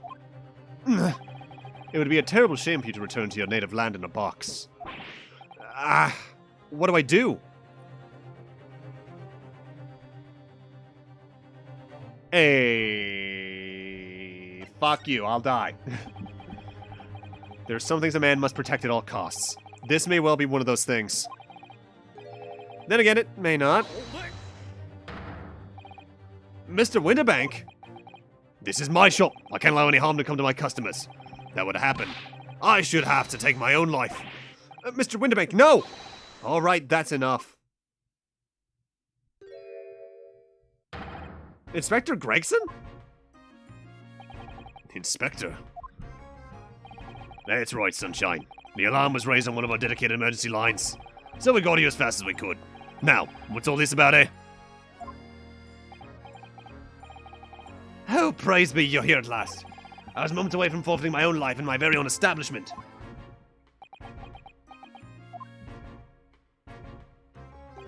It would seem you have the upper hand.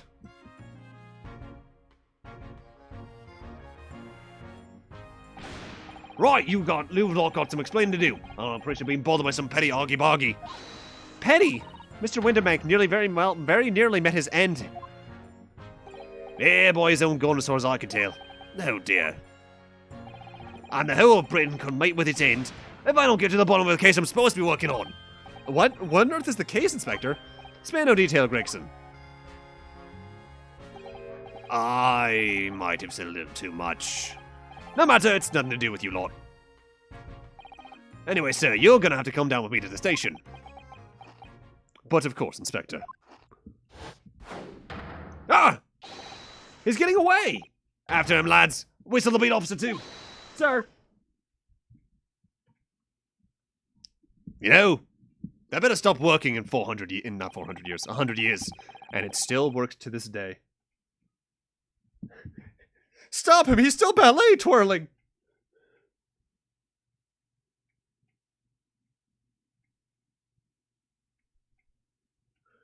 There's been a spate of thefts at pawn shops around here recently, so we fitted emergency buttons underneath the counters for brokers to let us know when there's trouble. Oh, Inspector, I was very worried there for a while. Very worried indeed. Now then, Mr. Permanently in morning. Oh, yeah? I'll be taking that whatever it is in McGilden's down to the yard, thank you very much. So hand it over. Oh, sure, of course.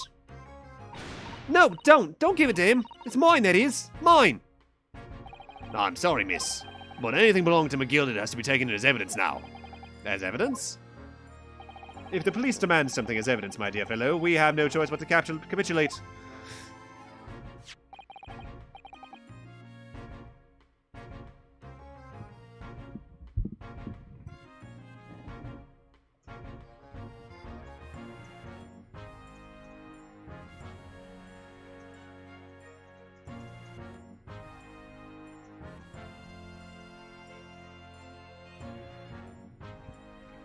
I really am. I read the word yes, and my brain just translates it as yeah.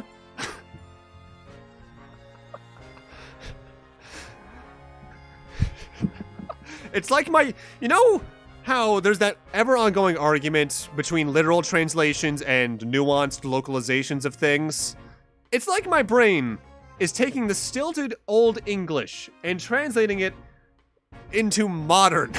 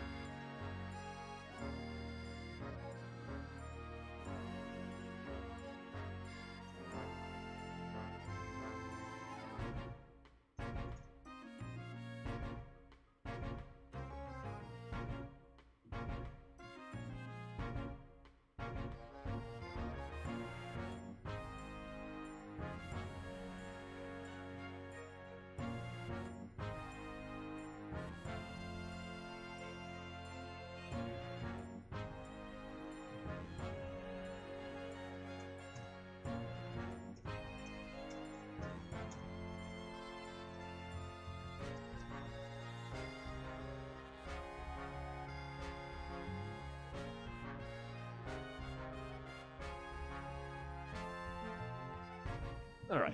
It's all yours, Inspector. Sorry about that. Longer DM.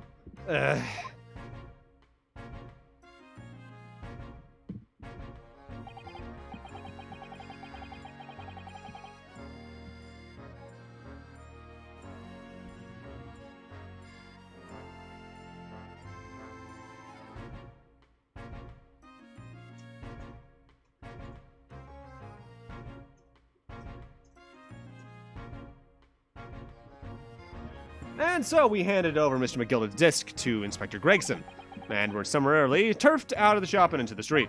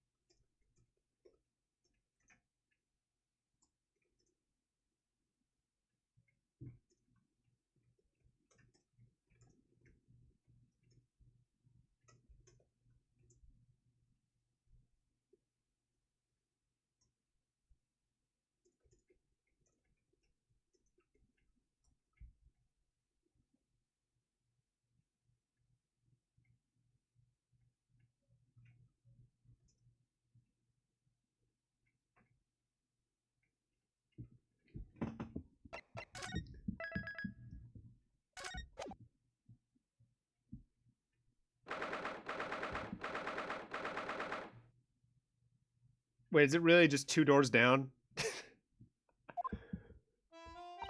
See, that's why I hate grown-ups. All they do is feed you a pack of lies and take stuff away from you. Oh, really, Miss Lestrade? Tell me, is that overcoat keeping you warm? What? Oh my, surely you were given that. Yeah, the deed let me keep it after I looked daggers him in for long enough. I went through my pockets and said, go on then, have it, before telling me to scarper. Always pays off giving people a look like you hate them. I can't help feeling that it's going to get you into serious trouble one day.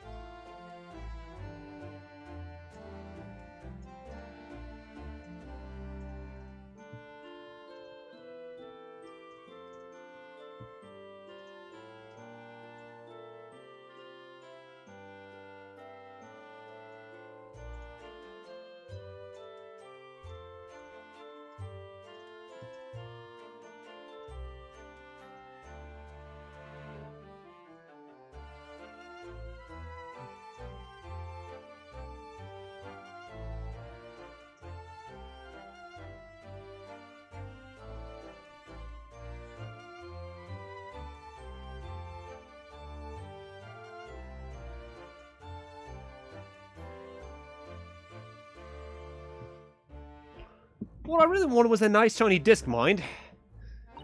The music box disc? But Mr. Winterbank said it was practically worthless. I think I'm gonna have a go another bash. Give him a long odd stare. I think not, Miss Lestrade. We shan't enter Winterbanks again today. Why not? That's not fair. It can't be helped, I'm afraid. The police are investigating the scene now and taking a statement from Mr. Winterbank.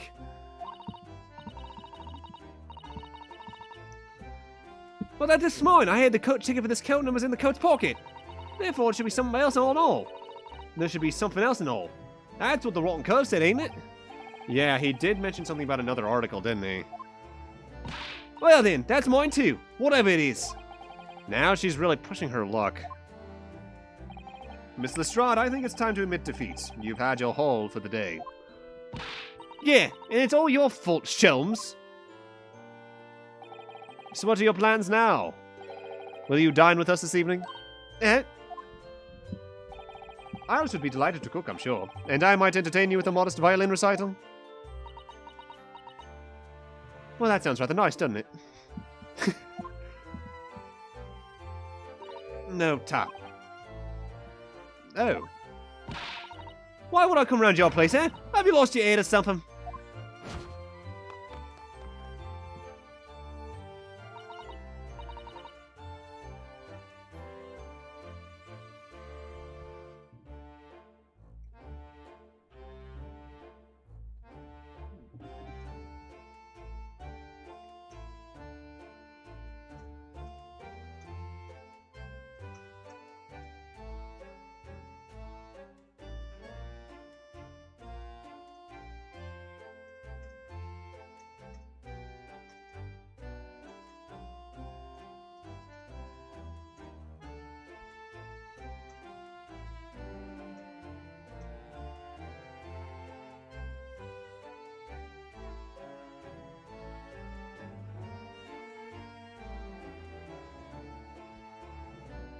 Oh dear, she's gone. Having reviled on me quite unnecessarily, might I add. I can't help wondering if perhaps she might turn up anyway. Interesting.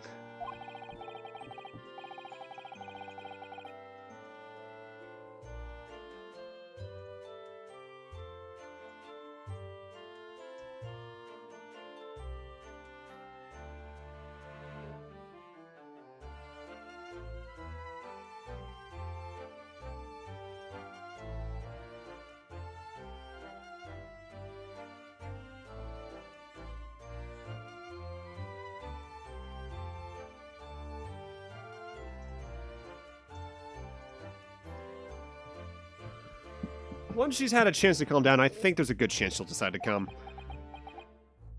Very well, then. I'll inform Iris to set a place for our potential guest at the dinner table this evening. And one more thing. I should be glad to have your company later, too. Sorry? I believe I'll have a rather splendid surprise to show you. Oh, how exciting. What is it? It's called a surprise. Come on, think about it.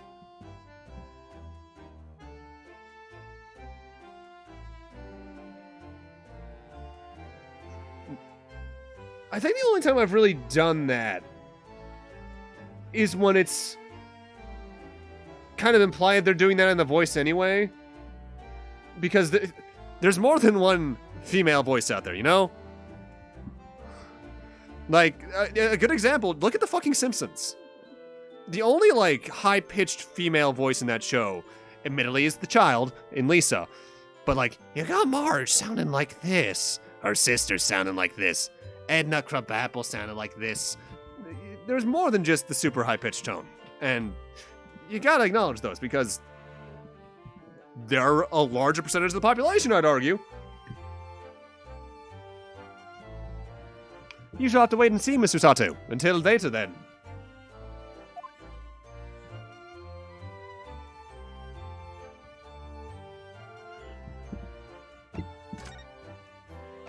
Alright, guess back to the Shelm Suite.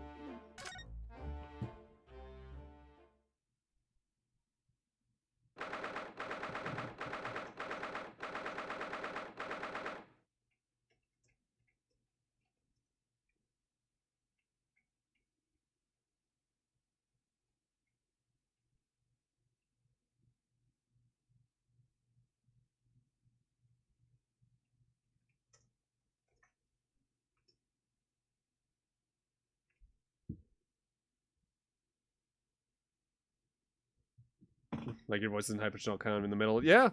Like, I think through the people I know who identify as female. And I'd say maybe 4 at most out of the online friends have that voice. Have like a higher pitched voice. Out of the ones I know from like real life through like high school and college, maybe 2. Like usually the ones that have the high falsetto voice are like the children, because they're children. Susie and Runo. Come in, come in. Good afternoon, Iris. Thank you so much for breakfast this morning. Oh, don't mention it. Goodness, look at the time already. Busy as always? I am. I'm preparing everything for dinner this evening. Already? You're obviously cooking something special, are you? Oh, yes. After all, we have a special guest joining us. Guess who it is? Go on. You'll never guess.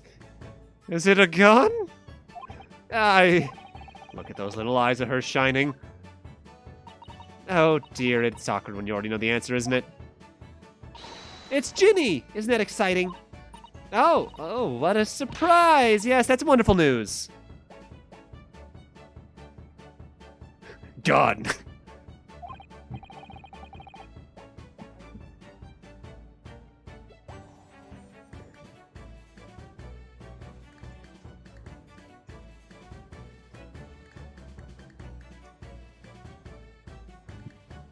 Wow, Iris seems a little overjoyed at the idea.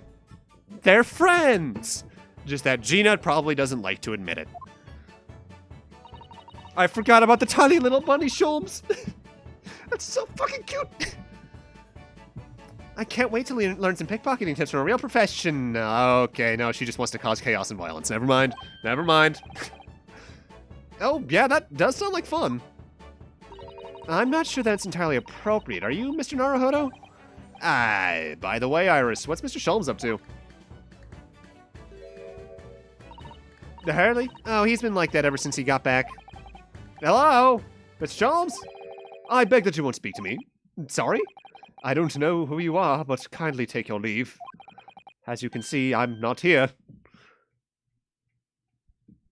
You all right, buddy? You want to talk about it? Want to go maybe see a therapist? I think they could help you out a lot. Come on.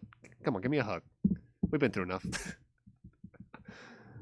Chaos and violence is always a plus. Damn right. I don't know how to respond to that. I say that exact shit all the fucking time in call. I do apologize. When he gets like this, he's completely oblivious to everything. Yeah, I see. Really, he behaves just like a child sometimes, Hurley does. Mr. Sholmes and Iris have something of a parent and child relationship, don't they? Kind of the inverse of how it should be, and watch his line be the exact same thing. Yeah, except that Iris is clearly the parent here. Yeah, it really is weird seeing without his head. His head going. Sorry, I started cackling in the middle, laughing in the middle of that because I saw the fucking want to go get some froyo. How does one freeze yogurt? Come to think of it, I wonder who her real parents are. Looks at case one. They're gonna make that connection eventually. It's pretty fucking obvious because his name is fucking John Wilson, but...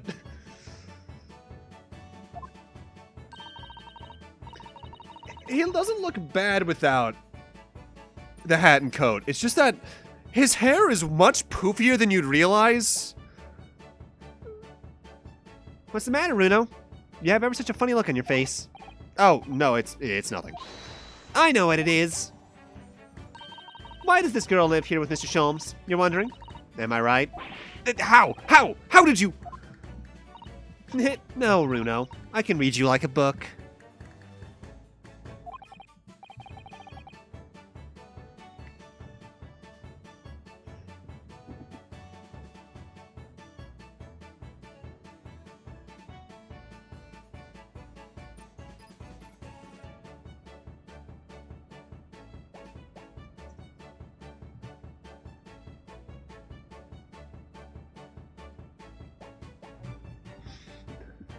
This girl's dangerous. Don't worry. You can ask me anything. I won't mind.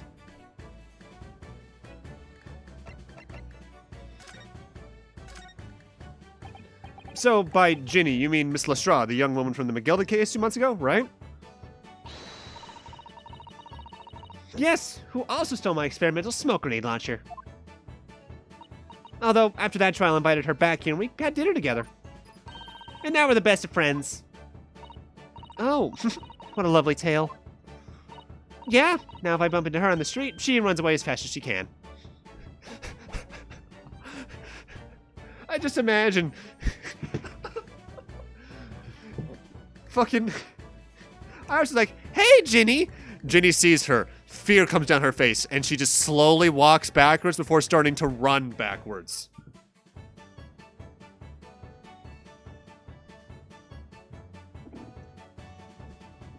Nah. Oh, I just said that. Oh. And I chased after her down the back alleys. Oh, no. Halloween theme starts playing. Interesting idea. Friendship.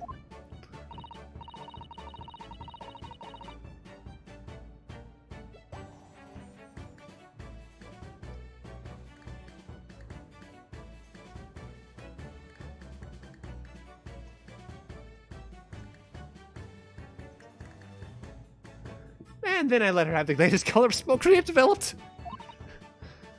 Oh. There's so many beautiful colors in the world. Ginny wants me to make a whole rainbow. I suppose this means you've let Miss Lestrade keep the smoke grenade launcher, have you? Yeah, that's right. I got bored of it anyway. Hurley always reacts the same way when I shoot him with it now. Poor Hurley. Oh, I can't wait for Ginny to arrive. It's been too long since she last came over. I'm so excited. I just hope she actually does come.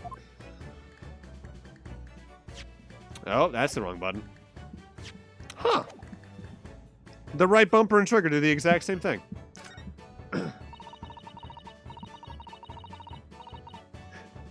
Yeah, she does kind of, doesn't she? Oh, wait, I see what you're saying. Okay. That X-Aid reference took a moment for it to register. Okay. Dangerous zombie! I'm sure you've been wondering why does I live with Hurley, haven't you? Well, it has crossed my mind. That and where are your real parents? My mummy and daddy aren't with me anymore.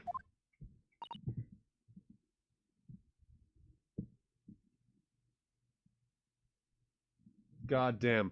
My friend Justin just sent me a picture. He's playing Terraria right now. One of his first, like, real runs through. His dungeon is just a straight fucking path for, like, half the fucking world depth. That's disgusting. That's mean world generation. Mummy passed away when I was born. And at around the same time, my father, well, he had to go to a faraway land because of one of the cases he and Hurley were working on. Oh. Wait a minute. Did you say he and Hurley? Yeah. Danny and Hurley were always solving mysterious cases together. She didn't mention that before.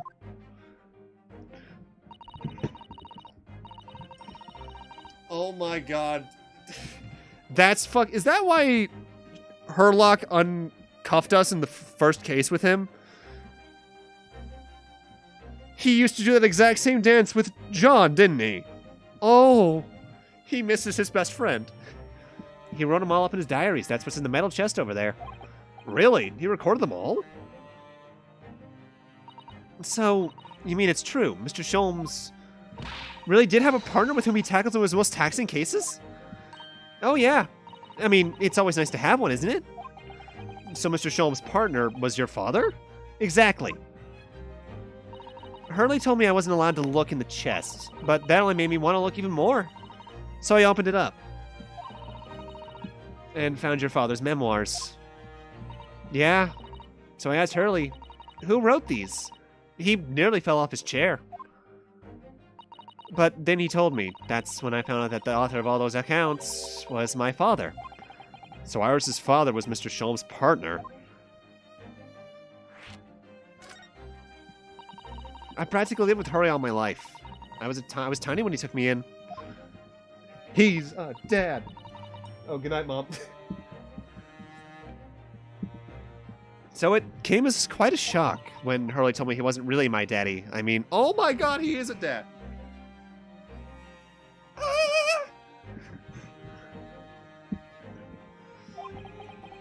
It must have done. Wait, that grammar doesn't feel right. I'm gonna just say this is probably some yieldy English fucking with my brain here. I wonder why Mr. Sholmes chose to tell you at such a young age. Hurley says it's because he wouldn't have been able to hide it from me. Oh? Well, having lived with Hurley all these years, you might say that his ways have rubbed up on me. There are some things I can just see. Especially lies. I almost know when people are lying before they can open their mouths sometimes. Right. Anyway, I was so fascinated when I read Daddy's diaries. That's what inspired me to write The Adventures of Herlock Sholmes, actually.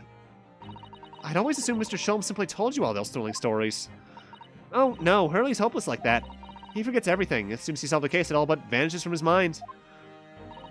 Oh, I see. The other day, it was so embarrassing. As usual, he totally forgot about the case he just solved. So the very next day, he gathered people together, all the people involved, and proceeded to solve the case again. It was quite a shock for everyone. You can say that again. You share your father's surname, don't you, Iris? That's right, Wilson. Daddy is Dr. John H. Wilson. I learned it from his diaries that he's a doctor of medicine, you see. That's what prompted me to study and study that I might earn a doctorate as well. Oh no! She doesn't know her father is dead. Iris's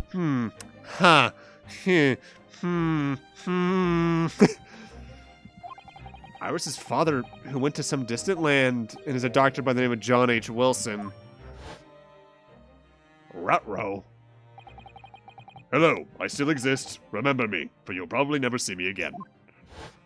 Actually, he might be in a trial of the sequel. I could see them going back to Japan for something.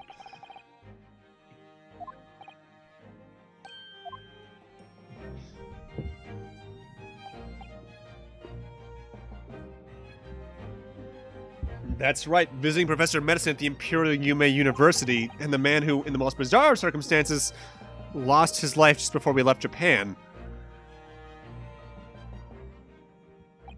Mr. Sato. Yes. Perhaps we shouldn't pursue this conversation any further at this time. I think that would be for the best. Ah, my dear fellows. How good to see you. Ah, Mr. Sholmes. Whatever did you not take your why ever did you not make your presence known to me before? Well, no matter now. So, how the devil are you? We've been with you for most of the day. Goodness, really? Do tell me, Mr. Sholmes, is your violin unscathed? Hmm? My violin? What are you talking about, dear madam? Oh, never mind that now. I have something far more interesting to show you. Behold, my dear fellows. Oh, another music box disc. No, not another disc, Mr. Sato. This is the one Gregson demanded we hand over as evidence, Mr. McGilded's disc. Oh, my. Then, what's it doing here? You know, at times, Mr. Naruhodo, I think that though I have an undeniable turn for detection, I may well be more adept at larceny. This motherfucker just stole. Oh, that would be wonderfully exciting. I'd be your pickpocketing assistant. And Runo could be our go-to lawyer if he ever got caught. I mean, according to Project Cross Zone 2 on the Nintendo 3DS, Phoenix does act as a lawyer for Majima and Kiryu occasionally from Yakuza. I don't think it's short-term memory loss, Citrix. Sherlock Holmes, in modern context, is often looked back at and analyzed through the spectrum of, like, high-functioning autism and all that, like, spectrum and all that. And there are cases where hyperfocus is so strong, the moment something's done, you just lose interest in it, depending on the person. There are cases where that's not the case. Hi, I'm one of those. But there's a lot of readings you can do into Sherlock through those kind of lenses. And I think that's one thing I liked about the Stephen Moffat, Matt Gatiss version, Sherlock, with Cumberbatch over the past... Yeah, also drugs. Also a lot of drugs. So many drugs. A lot of cocaine, especially. But that's one thing I think... both of those things are actually brought up by the Gatiss Moffat show with Cumberbatch. Especially the drugs in Season 3, I think? I think it was Season 3 or Season 4. That show peaked early. That show very much peaked early. Right. Plus, Susie has such a beautiful handwriting. She could write all our menacing crime notifications. Yes, I'd be delighted. I'm just gonna pretend this conversation never happened, I think.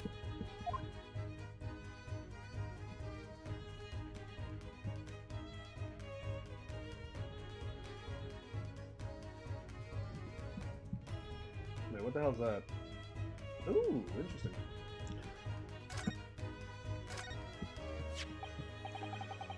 I don't understand. How'd that disc come to be in your possession? I thought Inspector Gregson took it back to Scotland Yard. Quite correct. And to that sort of uncompromising attitude is precisely why I always carry some of this. He took a mold of it. I'm only just realizing that the wrapper of that says Sholmes' Caramel. So either he makes this stuff at home, buys his own distinct brand of it that he has distinct packaging design for, or he just has a little carrying case for caramel at all times.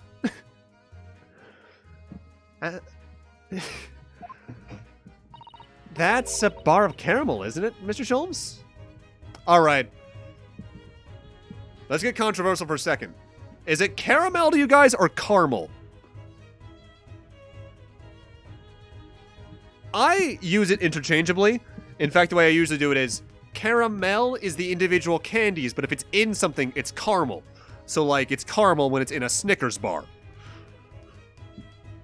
You choose to believe all of the above. I hear your question and elect to ignore it. Your one and only friend in times of loneliness, if I'm not mistaken. If you will humor me, my dear fellows, cast your minds back to when the good detective confiscated the disc.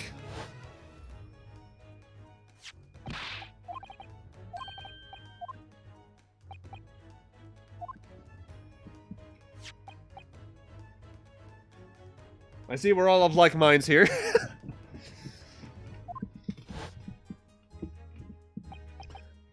For the briefest moment, I had hid the disc in my hand, did I not?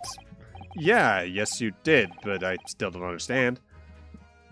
It was at precisely that moment that I summoned my one and only friend into action. I pressed the disc into a pair of bars, like this. That's amazing! The disc and all the minuscule protrusions have an image in the caramel. Indeed, this caramel is quite exceptional. I developed it myself, you know. Suitably soft for making impressions, but resistant to melting. The result of a precisely controlled solution. So he makes his own caramel. The funding for that, I can't imagine.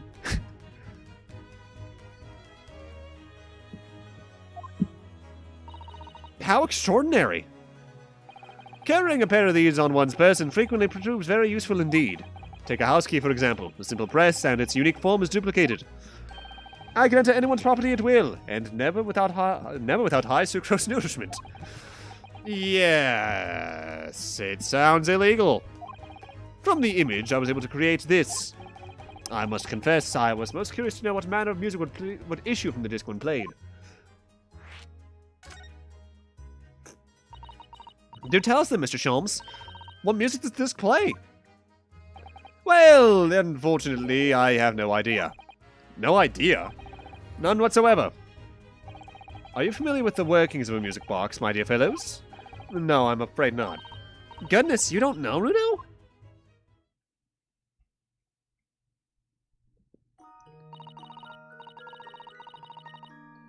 Inside a music box, there's a special metal piece called a comb. That's what produces the sound. Also, if you're a fan of Zero Escape, you just had two particular puzzle rooms just flash into your mind. Somnium Foz continues to be absolutely insane, by the way. Small protuberances pluck the different teeth of the comb as they rotate past it, making different notes. The first music boxes to be invented use a rotating cylinder with protuberances on it. But over time, a new type of player was introduced, which uses discs such as these. With that development, the popularity of music boxes spread far and wide, all around the globe. But why exactly? Because the discs are easy to produce and can be interchanged to facilitate the playing of different tunes. There are a great many firms in Europe now manufacturing music boxes as a result.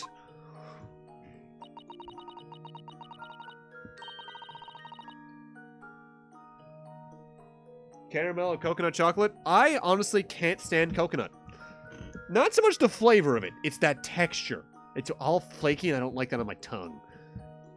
With that said, pina coladas, delicious. Coconut rum mixed into things, great.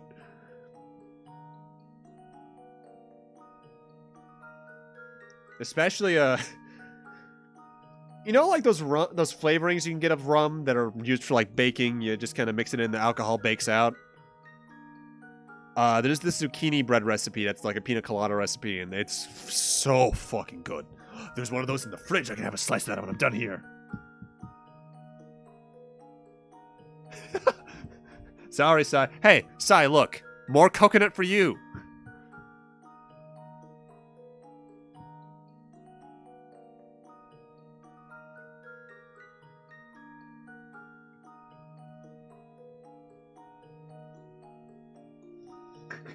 You will die in the loving coconut hill. Well, good news. You will.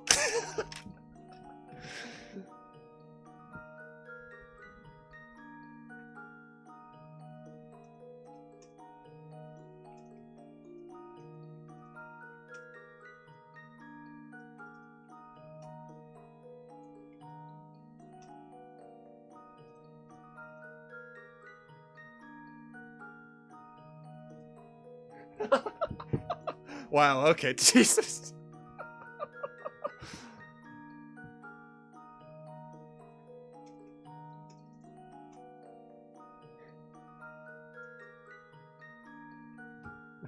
I remember you all in therapy. No, Sai, come back. It's wonderful to be able to enjoy music even when no performer is pleasant. Why does this melody sound familiar to me? Do do do do do do do do do do. Only so long as Turk doesn't kill you. Did I just say Turk as in I'm in the third person? Oh no. I'm becoming Alfred Lawson. That's bad. I don't want to found Lawsonomy.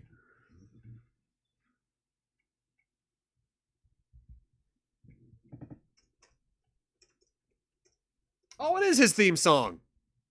Huh.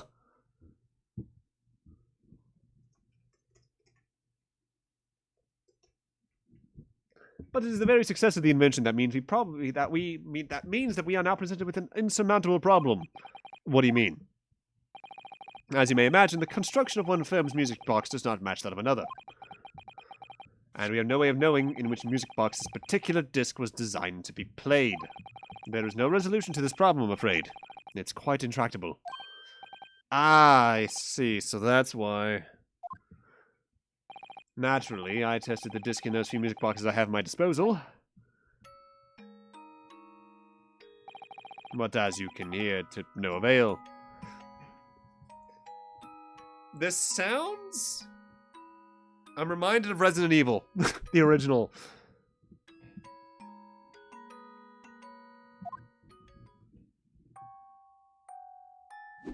And now I'm reminded of Resident Evil Director's Cut, a worse thing to be reminded of. The results were equally unsatisfactory in this one, so I am presently engaged in acquiring an example of all the music boxes ever made in Europe. Every single one? That's Hurley for you. Always taking things too far. But, my dear girl, an unsolved riddle is quite repugnant to my constitution. But surely all the different types in Europe will amount to a huge volume of music boxes, won't it? Yes, that is certainly true.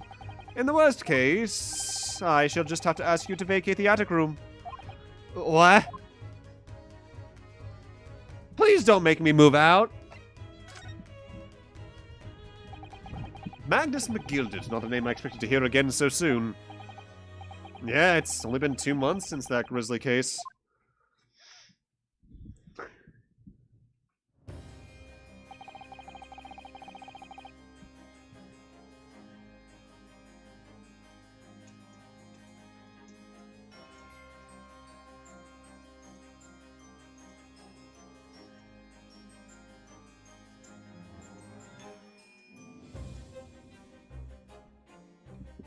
Mr. McGilded perished within hours of the trial's conclusion.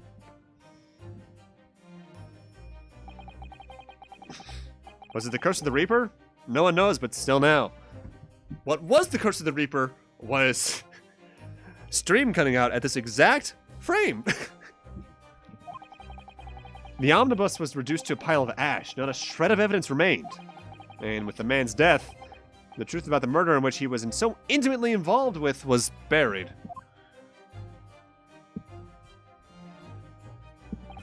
Even though we successfully established Mr. McGilded's innocence in the trial, the newspapers are still claiming that it remains an unsolved case.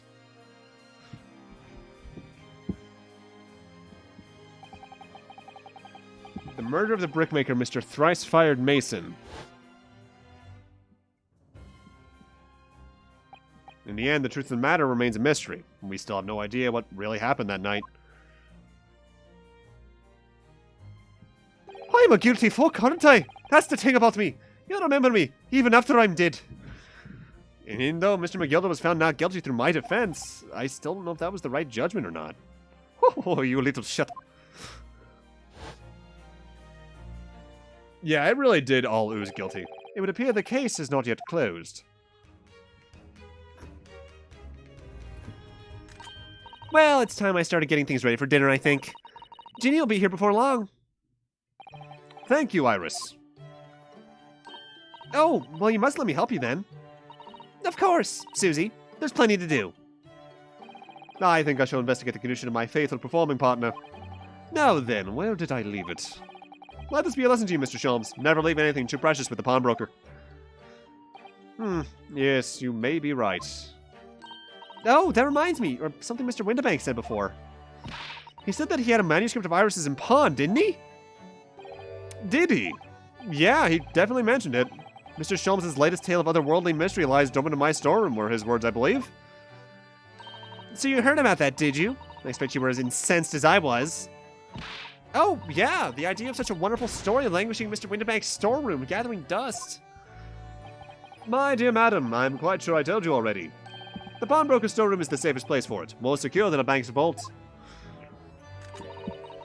And what about your Stradivarius, Hurley? Was that safe and secure? Well, there may be the occasional mix-up, caused by a certain impetuous someone not too far from me now. Do you have any idea how long it took me to write that Baskerville story, Hurley? Oh, it sounds so exciting. The Hounds of Baskervilles. I should love to read it.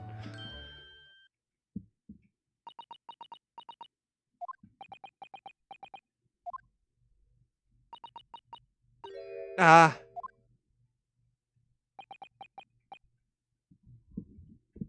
What's going on here? Why does it feel like an icy chill just swept through the room? Susie, what did you just say? You said the Hound of the Baskervilles. But how could you know the full title? Well, I'm a time traveler. That's because Mr. Sato is such a great fan of all the stories about Mr. Sholmes, of course. But Runo, the Hound of Baskervilles has never been published. What? When I showed Hurley the manuscript, he told me that I wasn't allowed to publish it yet. I don't understand. That's why he said he'd keep it safe until there was the right time the story to be made public, you see? So that's why the manuscript's at Winterbanks? And yet, how could Susie here know its full title? Did you look in the fucking ledger? Well, Hurley, what's going on? Ah, what is it, Mr. Sholmes? It would appear our guest has arrived. Miss Lestrade! This was a bad idea. I knew I wouldn't welcome. I'm going. No, wait, Miss Lestrade! We've all been eagerly awaiting your arrival. Haven't we, Iris?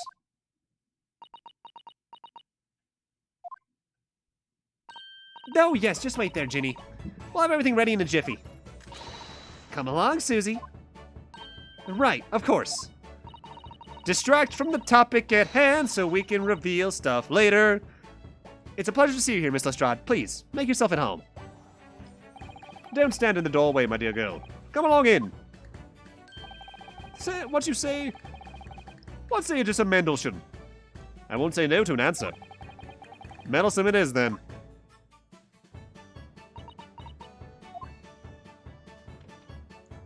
Wagga hi! I love him. Bun Bun, how you doing tonight? Welcome.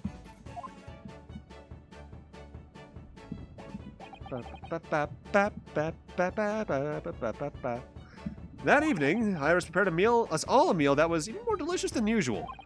Mr. Sholmes' violent performance was in no way meddlesome, and Gina, as we came to call her, taught us all how to steal things from one another without being noticed. I'm going to laugh if this comes into play during the... Oh, fuck. Hank time. Oh, shit. I also just realized I didn't do Duolingo. Oh, fuck. It's tomorrow. Well, thank God I had a streak freeze. Or wait, did I do it yesterday? No, I didn't. I don't have 200 gems. Oh, shit.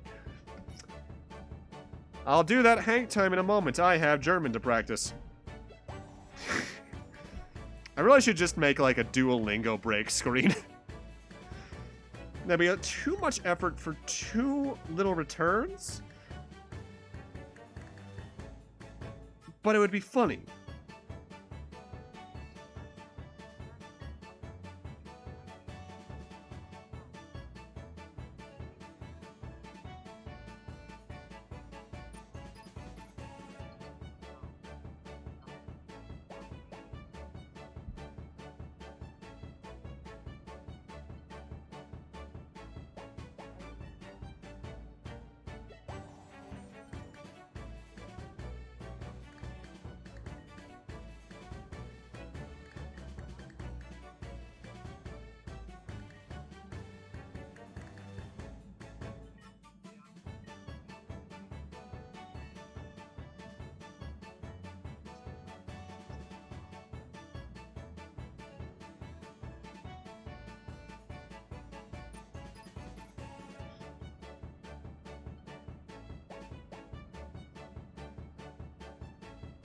And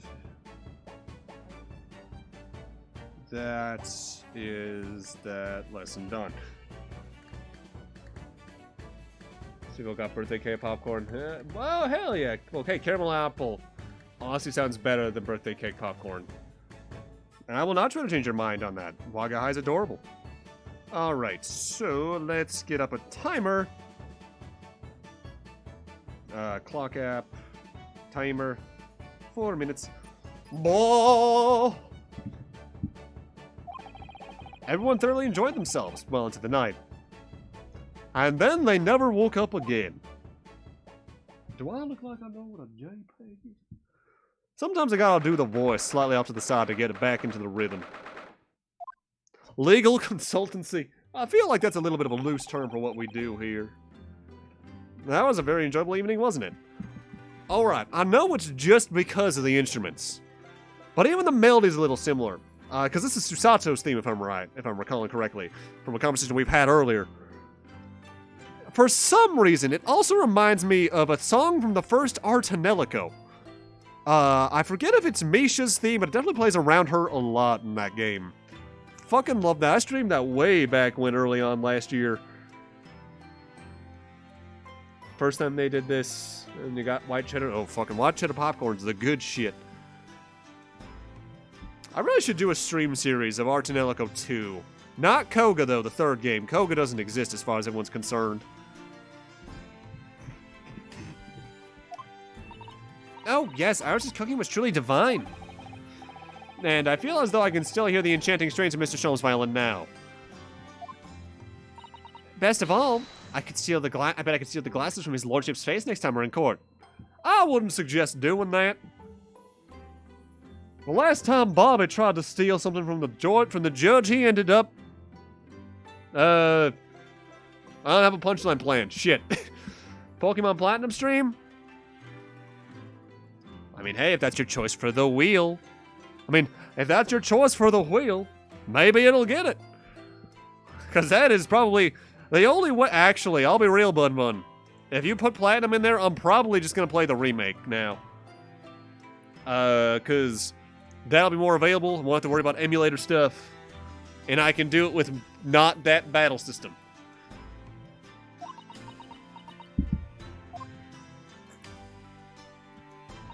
Choice is Golden Sun. Now that's taste. That's good choice. Naruhodo-san, can I consult you about something, I wonder? What's the matter, Susato-san? It's about the telegram I received. Oh, I completely forgot about that. Well, what in the goddamn's on it? Ah. The one that arrived early this morning, I suppose. I've been summoned. Is she going back to Japan? Without us? What? Summoned? What do you mean? The telegram was from the Lord Chief Justice's office. Lord Strongheart asked to see me. Oh. That kind of summon. A lot less severe. Yeah.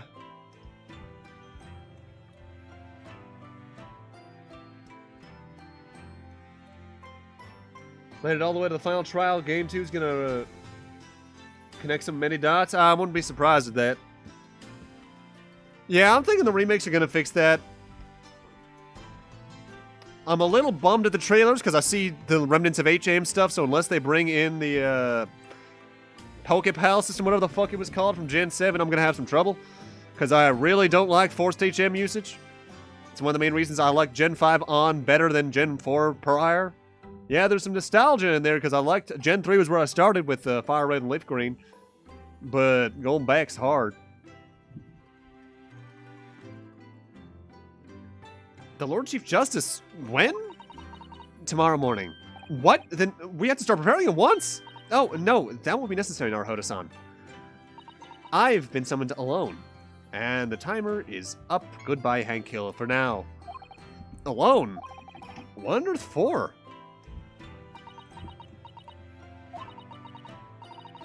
I have no idea. I suppose I shall find out tomorrow. Yeah, there are too many HMs in Gen 4. What's all this about? Whatever it is, it's making me feel very uneasy. Oh, who could that be, I wonder? Good evening, friends. Ah, Iris. Hello again. And Gina, too. Yeah, Ginny's gonna be staying with us tonight. She's gonna sleep in with me. Isn't that right, Ginny? Well, yeah. How lovely. Let me make a pot of tea. All right, I guess he's back. Let me start that timer back up. You know, I've learned so much today. Oh, what in particular?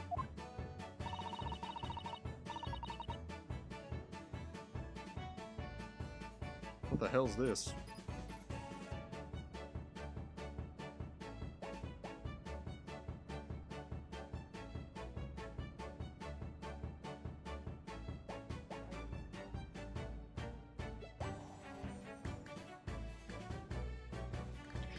Alright, the timer started back up. Do I look like I know what a JPEG is? Alright, we're back. Are those things Ginny showed us? Isn't it wonderful? Ah, yes, now we're all definable as petty thieves. I hope that won't get us into trouble in any regard moving forward. You know those pickpocketing techniques? We had fun trying them out on each other, didn't we? I think if awakened to a natural talent, I could learn a living from it. I wouldn't recommend that, especially in 1900 England. There's gonna be some problems here in the next 40 years or so. Oh boy, so many fucking problems. You might be getting ahead of yourself a little there. So, what brings you up to our humble quarters at this late hour? My gun! Well, you see, I came to return this. Wait, what? That's mine. Oh, my. However, did you... I told you, didn't I? You just fucking took my detective's badge my attorney's badge, more or less. I have natural talent for it. Oh, yes, I'd forgotten. Iris literally is a child genius. So, anyway, here, you can have it back. Not that I really understand why you wear it, though. Ah, thank you. And this is where we'll go into an internal monologue about he doesn't really understand why he wears the detective's badge. Really, Kyle? You're doing that twice in a row now. All right, then. Good night. Yeah, good night. So this is your office, is it? Has she not been up here in the 2 months we've been here? What in the goddamn? I feel like when you have someone renting out a room above you, you visit them often, maybe invite them for some tea or something in this time and age. What? And at least if you don't do it on the regular, she and her luck definitely would. What do you think, Ginny? I think I wouldn't fancy me chances with a lawyer. My chances with a lawyer with what? I think I wouldn't fancy me chances with a lawyer what lives in a place like this. Yeah, me too. It seems as though Iris here still has something she'd like to talk about. I suppose she probably wants to talk about the manuscript. Yeah, I suppose she probably does.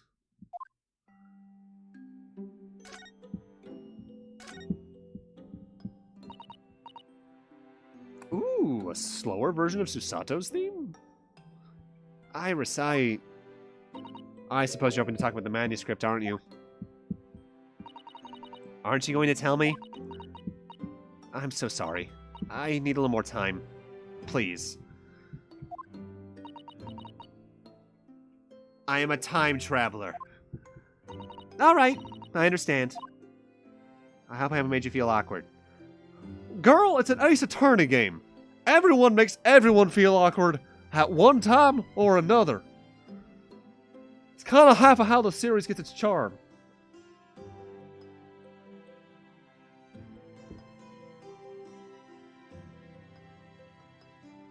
Whoa, why did my chat just pop all the way up there? That was weird.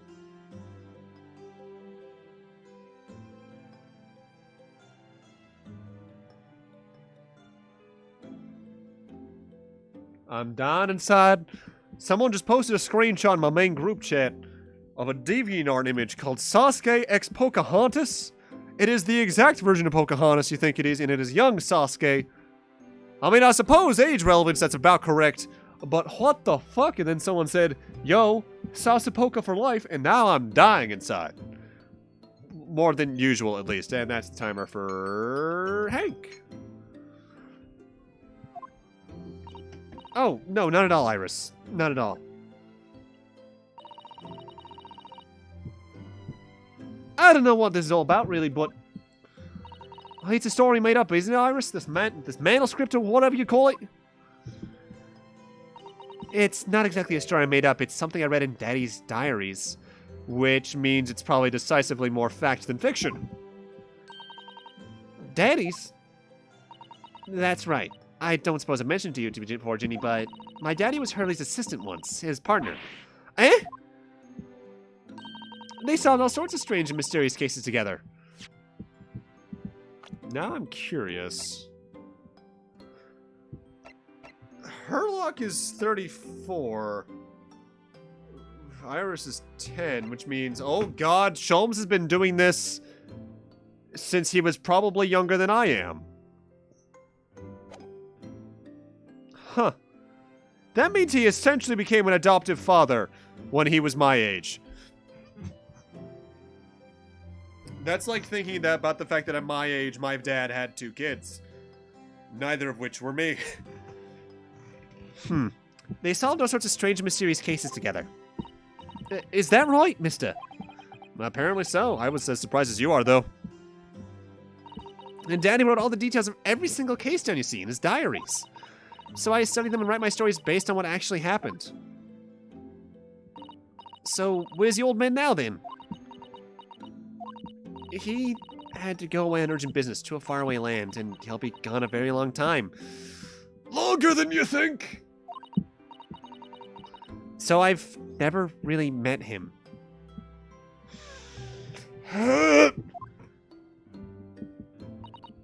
Oh, right. Come to think of it, I don't know anything about Gina's parents either. Perhaps we should ask her? Oh god, is her father gonna be the Lestrade from the Sherlock stories? Oh no.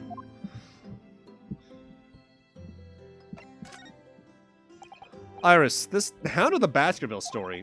I take it that's another tale inspired by your father's accounts? That's right. I thought it was fascinating. But it's a different somehow from the other cases, I mean. Oh? How? I don't really know, but it must be special in some way. Because I'd written it and I'd shown it to the manuscript to Hurley. He turned as white as a sheet. It was the first time I'd ever seen him like that. It pains me to have to say this after you've toiled over this so long, Iris, but this story must not be published at this time. Under any circumstances. But why not? It's one of my best works. I'm not at liberty to say. Not now. So please, do not ask me. All right, then. I won't. But I do solemnly swear that I will explain everything one day, Iris. When the time is right.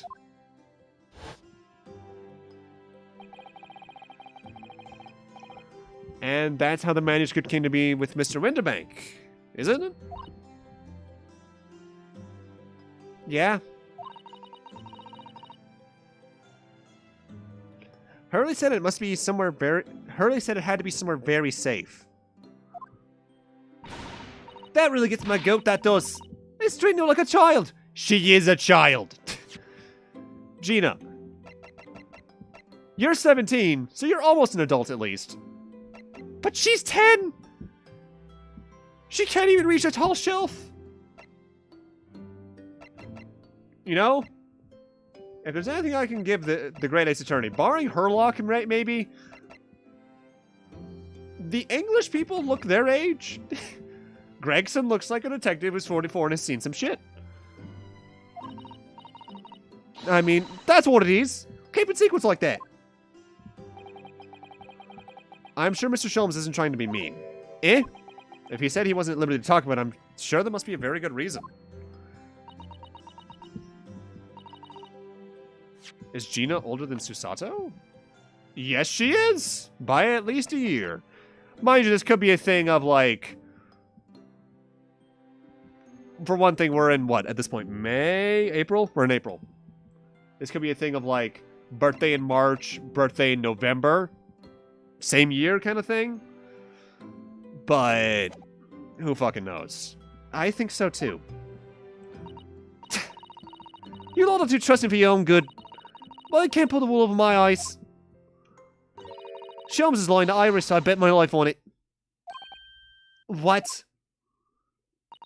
Hurley's lying to me? Hey, Gina. I'm assuming you're in this room somewhere. No. Bad.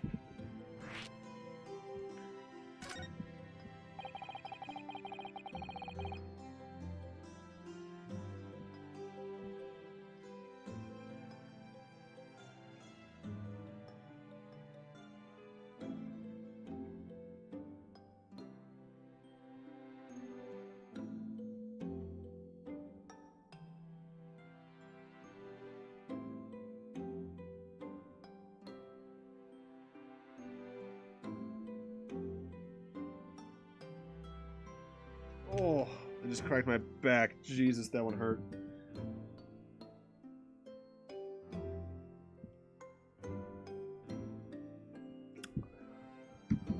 I've realized that I don't know anything about your parents, Gina. I ain't got any, have I? Never did have. Oh. Look, the East End's full of orphans like me. No one wants nothing to do with us, from the minute we're born, not even our mums. But we all stick together. The older ones look after the little ones, and make sure they get by. So that's why you're a pickpocket. Nah, diamond's my life. I love it. I get a kick out of it every time I lift some pompous idiot's purse. And that's how we all afford to eat. I'm like Robin Hood, ain't I? That's how I see it. Oh, Gina. I do think about it sometimes. What it'd be like to have parents, I mean. I always thought it'd make everything right. But I haven't listened to what Iris just said. It's not like having parents ain't always easy either. No. I mean, if you know you never had them, you don't feel like you're always wanting to meet them.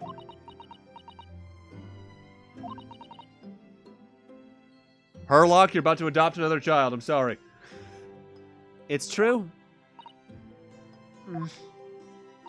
I do want to see Daddy so much. Oh, Iris.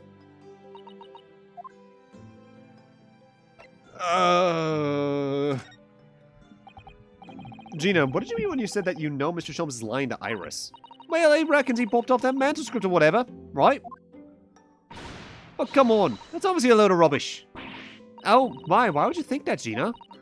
It's simple. That store was really an old Winterbank storeroom. There's no way someone halfway around the world, in other words you, could know about it.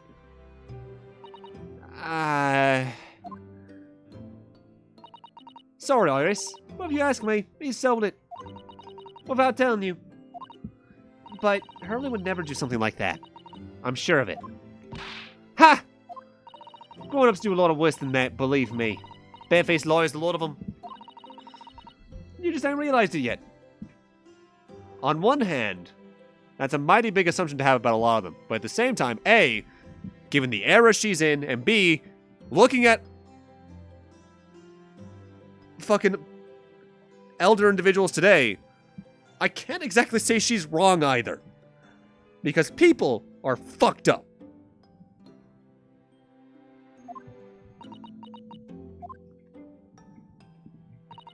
I'm telling you, that manuscript away in Winterbanks. You'd soon seen if you had a look. If you think you can trust him, I don't. That Sholmes is a lawyer like the rest of them. If I'm honest, I have wondered if Hurley's telling me the truth sometimes. See? Oh, but I don't mean that I don't think he sold it. I mean that I sometimes wonder if he might have hidden my manuscript somewhere I don't know. Even though it's wrong of me to doubt him.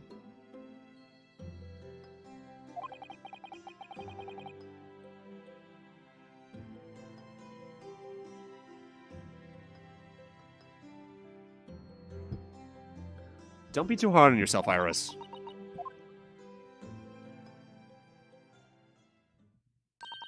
Oh my goodness, look at the time. Come along, Ginny. We should go back downstairs. Yeah, alright. And please, don't mention any of this to Hurley, will you? No, of course not. Good night then, Iris. Good night, Gina. You must let me make you breakfast tomorrow morning. I insist. Oh, yes, please. I can't wait, Susie. Good night, then. Iris. It sure is easy to forget, isn't it? Sometimes she speaks just like an adult, but deep down, she's still just a child. Well, I think it's about time I turned in for the night too, Naruhodo-san.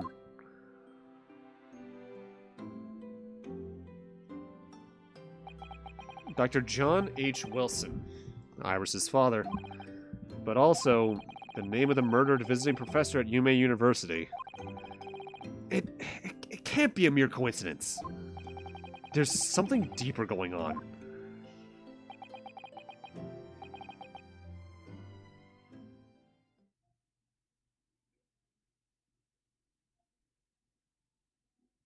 Mr. Naruhodo? Mr. Naruhodo? That voice, that's Mr. Sholmes.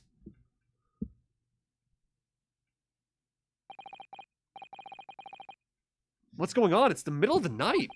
It's Miss Lestrade. She's gone. Gina? She was supposed to be sleeping in Iris's room, but her bed's empty. Well, she's an independent young woman. She probably decided to go home, no? I think not. From speaking to her before she retired, I received the distinct impression that she was looking forward to breakfasting with Miss Susato. No, I don't believe the girl's gone home, but I've been waiting for over an hour now. Over an hour? Oh.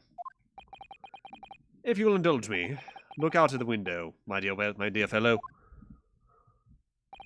What's this about?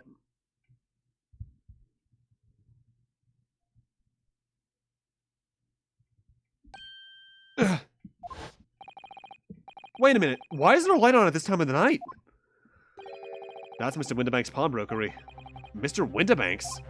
Oh no. Gina, no!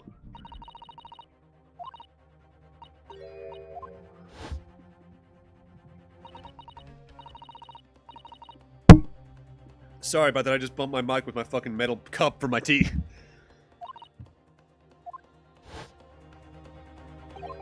Oh shit.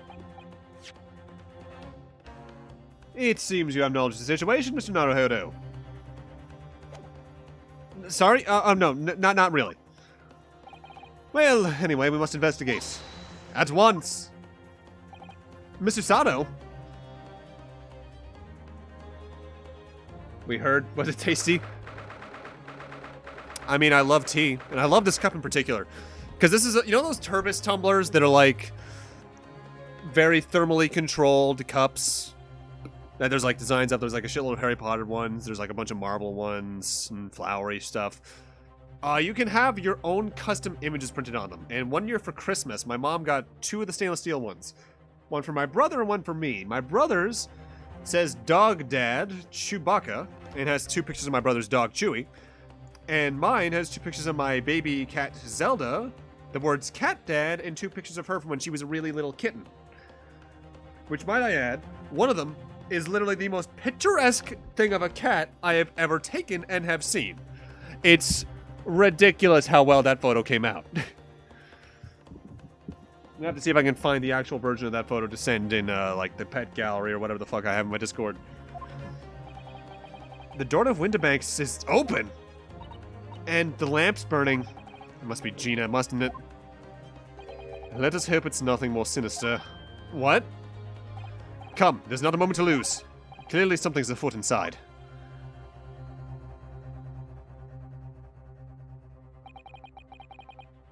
There's no one here. Oh yes, there is. Ah! Mr. Sholmes! Mr. Sholmes! There were 2 silhouettes there. I only really absorbed one of them.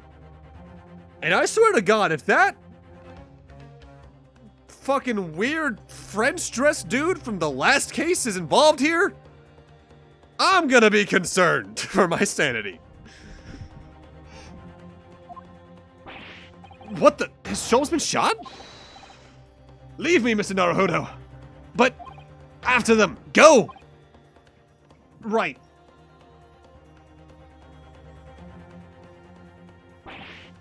Blast! I've lost them! Hello, what are we? Alarm was just raised from this pawnbroker said. Would you know something about that? Officer, come with me. It's my friend, Mr. Sholmes. He's been shot. Shot. With the policeman close behind me, I ran back to Windibank's.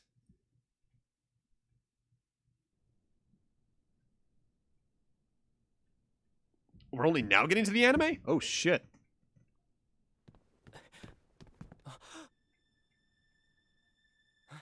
Mr. Sholmes! Mr. Naruto. For God's sake, help me. Never mind me, but there's much at stake. Behind that door. In the storeroom. Hurry!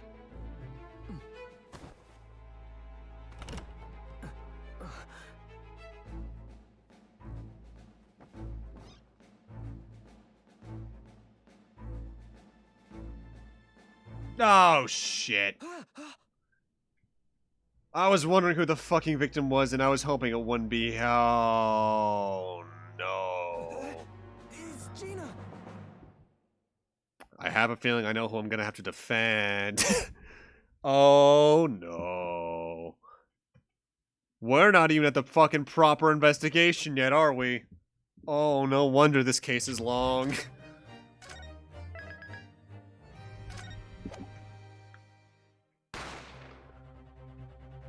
Not a license for getting shot at, what? Ah!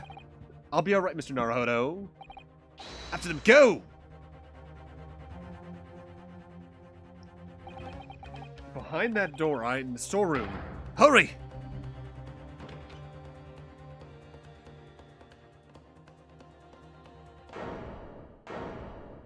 Oh, I didn't even know she's holding the gun. Oh, no. Oh, no. Oh, shit. It's Gina.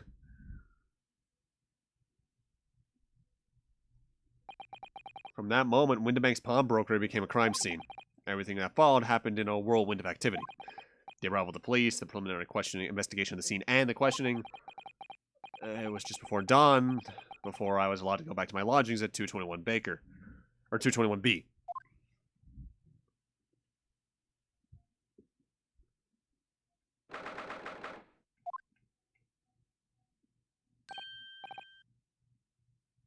Oh, Iris. A telegram came, but all it said was, wait at home. Oh, yeah, we asked one of the policemen to have it sent. It was simply impossible to come back. When I woke up, I was all alone. Hurley and Ginny were gone. Everyone was gone. What happened, Runo? Poor Iris, she's trembling. She's obviously trying very hard not to let herself get too worried. I'll explain everything that I know. Something awful's happened, hasn't it? Yeah, I'm afraid so. But first, how about some tea?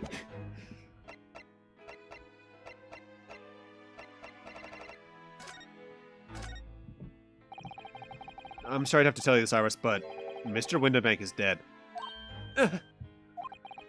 He was shot. We discovered in the early hours of the morning. Oh, yeah, I had a feeling. You did? Well, I saw those police carriages pulling up outside his shop, so I knew something must have happened there. When we entered Windibank's in the small hours, we disturbed a gang of 2 thugs. They ran out onto the street, and I chased after them, but they got away. So it was one of them who shot old Mr. Windibank, I suppose? I don't know, but that's not what the police believe at the moment. Oh, why not? They've arrested someone else as their prime suspect, you see? Gina. Ginny, but why? Well, the thing is... No, Ginny wouldn't do something like that. I know. None of us think she did it. Then why have they arrested her? I'm sorry, there was nothing I could do.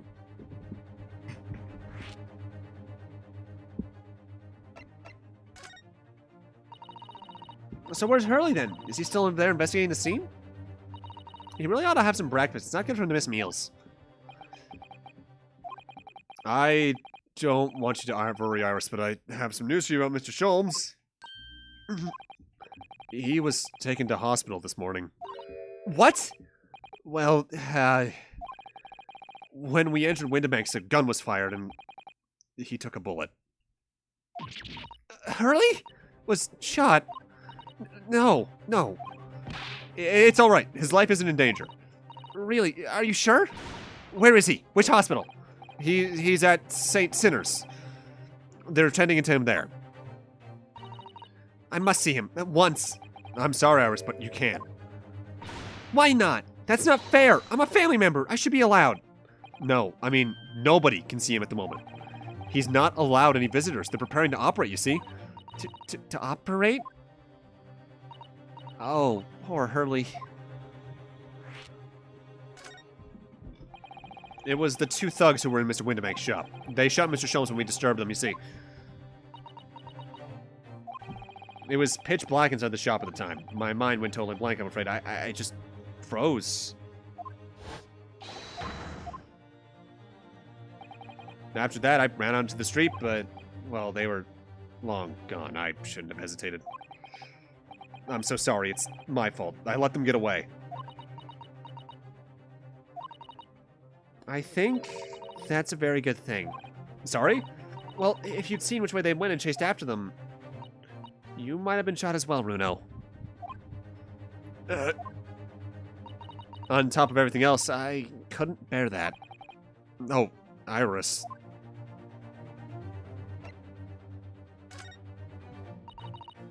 Where's Susie, Runo? She's still at the police station. Oh, why? I expect she's still being questioned. The police say they wouldn't be finished for a while. Why aren't you there then?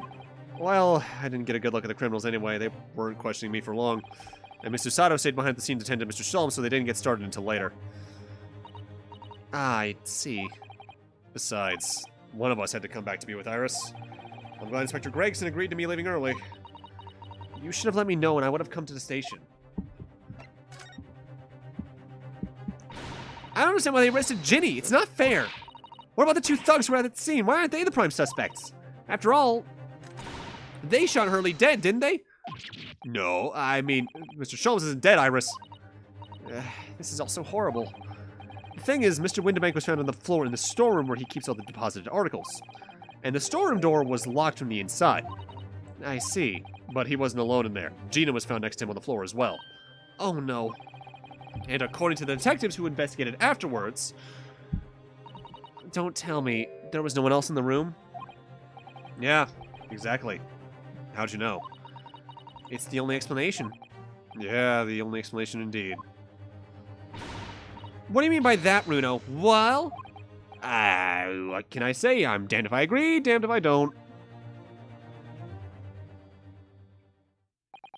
I'm afraid I'll need to go out again now, Iris. There's not much I can do at the moment, but I can at least try to find out how Mr. Sholmes and Gina are getting on.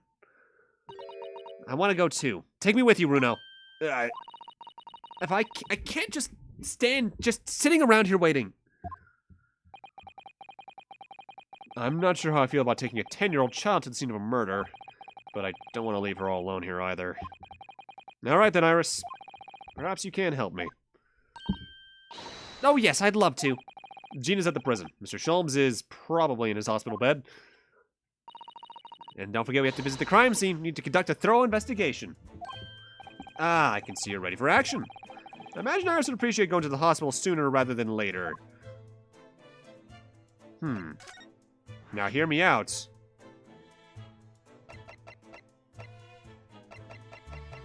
No.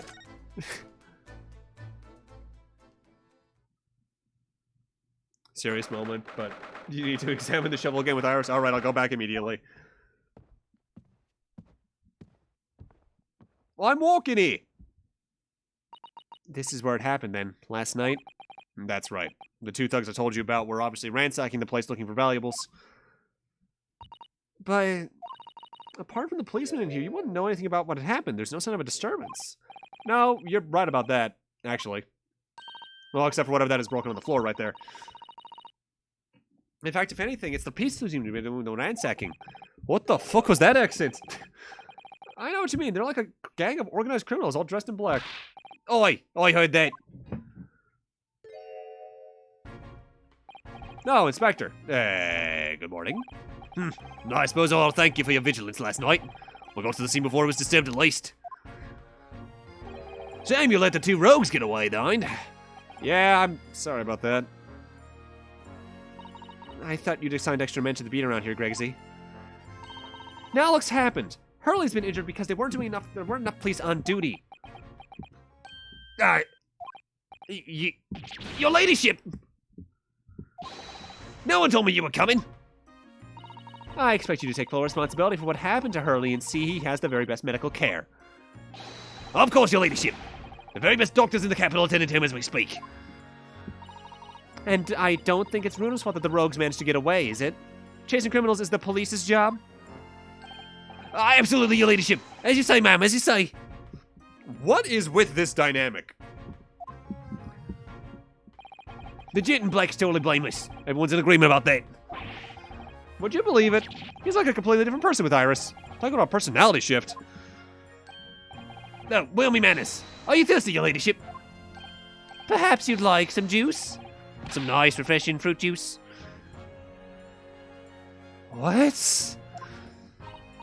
Oh, why? Are you thirsty, Gregsy? I have some of my special herbal tea with me if you'd like some.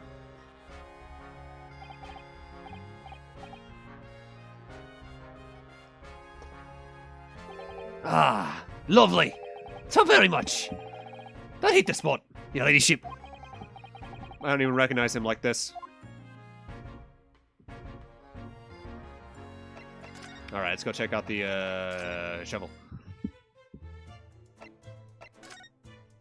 Shovel. That spade has been in here since we started renting the place. Runo, that's not a spade, it's a shovel. Ah, you're a shoveler, are you? I had a feeling you'd pick me up on that. Oh no, a pick is something else entirely.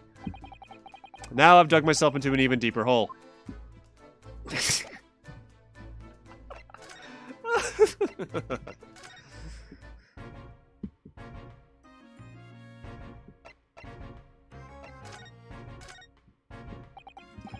So, how's the investigation going, Inspector? Nothing to it, really. Very simple case, this. There is some very definitive evidence. Well, just about the charge that diver we arrested last night, in fact. Gina, you're gonna charge her? That's right. She'll be able to bring her before the judge at the Bailey tomorrow. Definitive evidence, you say? What is it? Come on, show me. Your ladyship, as much as I would wish I could oblige you, I'm afraid. Ah, I see. You've already captured the pair of thugs who broke in here last night, have you? What the? And you're going to put them in the stand as witnesses, are you? How could you? How? I love that stupid shit, too. How could you possibly know that?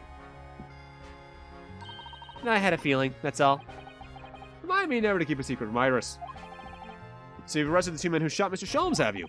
Well, yes, they were rounded up pretty quickly by the lights on the beat. And Miss Lestrade is being held at the prison? She should be. It's assuming she hasn't lifted the key from the jailer, of course.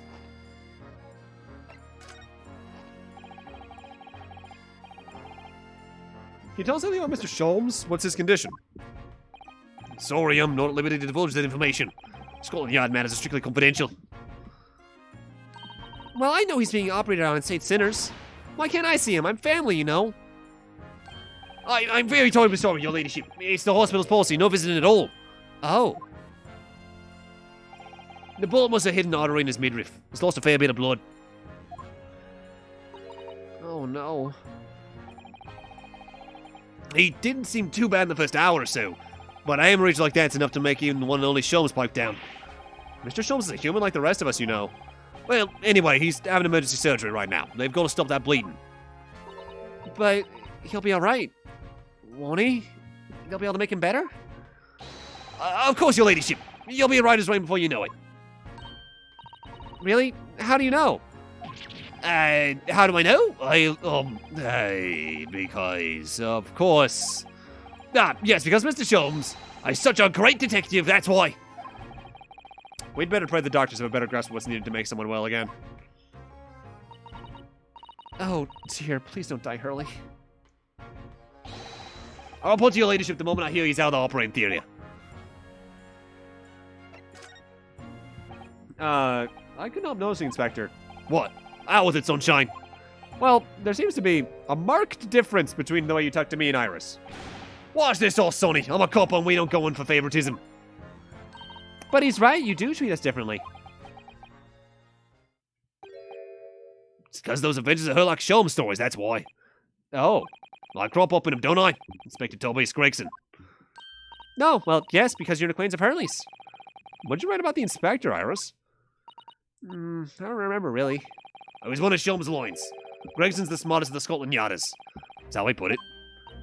Oh, did I write that? And you know what that one line did for me, eh? The very next month, my pay doubled. Doubled, I tell you. Oh, that's amazing. All because everyone at the Yard reads them. They all read Herlock Sholmes stories. They've even set up a fan club for me. Of course, that explains everything. It was around that time you became such a toady to me. Can you blame me? All it takes is one bad word from you and Sholmes could change his tune about me. Gregson? No, the great detective will say. He's quite getting overrated these ways. Days? Ways. Think what would happen to my salary if that came out in print, eh? Gregson, the only detective in the franchise to have his wage increased. The whole thing gives me the willies. Can't tell you how many nights of sleep I've lost to worrying about it. But that would never happen, Gregsy. Every month when the new Rants magazine comes out, my hands are trembling as I turn the pages. Oh, how awful for you. Here, have some tea. Some of my tea to settle your nerves.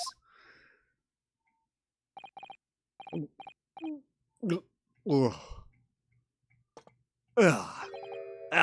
Lovely. Not very much. I really hit the spot, your ladyship. Teetotal. Oh, yeah, there's something I was supposed to talk to you about next to Mr. Naruto. Yeah, what is it? I've got an important message for you. I clean forgot about it till now. An important message? I wonder what it could be.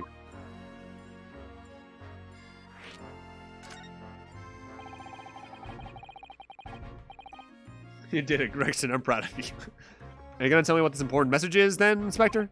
Yeah, it's about that young lady who's normally by your side, your assistant. Dear Susie, is she alright? She's at the station, isn't she? Being questioned, I believe? Nope, not anymore. She had to head off. Head off? Where? To Lord Strongheart's office, of course. They summoned her. Ah, yeah, of course. I'd forgotten about that. One of them whipstocks took her to the yard, and the yard carriage after we finished questioning her. Well, she'd ask us to tell you she didn't have the fare for the return journey to go and meet her there. She's got a nerve, using Scotland Yard as a blowing messaging service. I see. Well, thank you for passing that on, Inspector.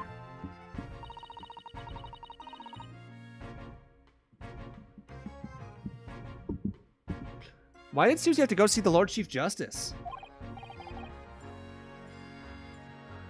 She didn't tell me. But I'd better head over to the Lord Chief Justice's office to fetch her straight away. Ba-ba, ba-ba, ba-ba-da-da, ba-da, ba-da, ba-da-da-da-da.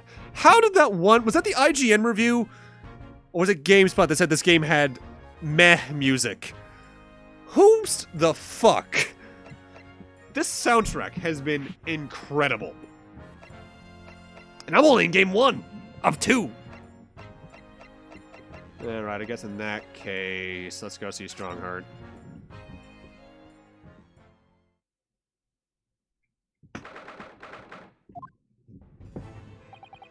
Yeah, no matter how many times I come here, I always get the same sense of oppressiveness somehow.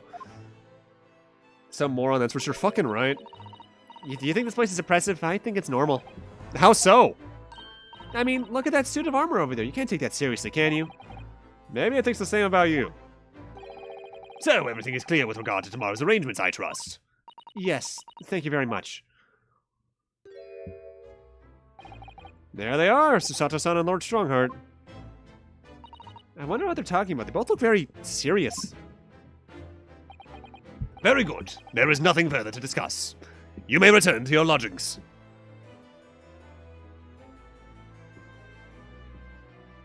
For trial? You mean, investigation, not investigations 2. Shit, how the fuck are we gonna shorthand this like that? Like, we have, like, I guess we have the subtitles, because what's the subtitle for the second game now? Because there is one, I believe. Do you mean like it's in the second game's 4th and 5th trial, or? What's Adventures in Resolve with the subtitles? Alrighty then. So, Great Adventures, Great Resolve. Gotcha, gotcha. That's probably going to be the shorthand we use moving forward. No doubt you have much to do in preparation for your return to your homeland. Oh, she actually is going back to Japan. Huh. Do I have to go with, too? Because you were supposed to have both an assistant in that. Wait, what did he just say? Your return to your homeland? Susato-san! Ah!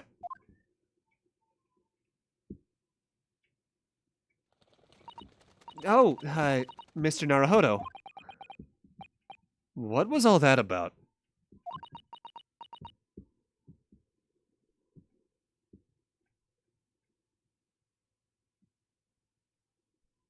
Why do I have a ping? Who went live? Oh, Goose did.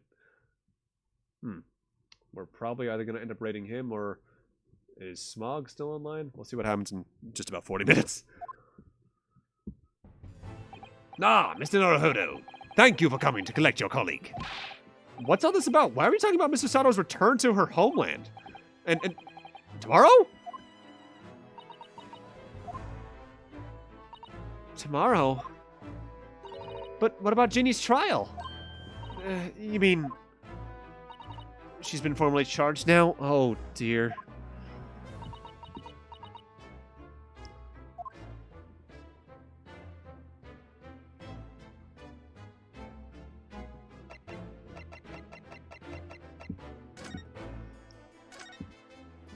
Mr. Sato, what's all this about? Oh, well, please don't concern yourself, Mr. Naruhodo. It's only me going back to Japan. Your life here could just says, that's not what I asked! What happened? Why are you leaving? It's my father. He's fallen ill. Oh, no. Oh, no! Professor Mikotoba?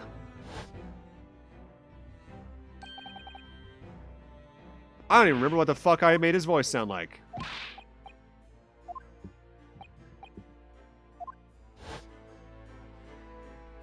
We received an international telegram from the Empire of Japan informing us of the news. 10 days ago, my father collapsed in a fever. The cause is apparently unknown. And he seems to grow weaker day by day. I don't believe it.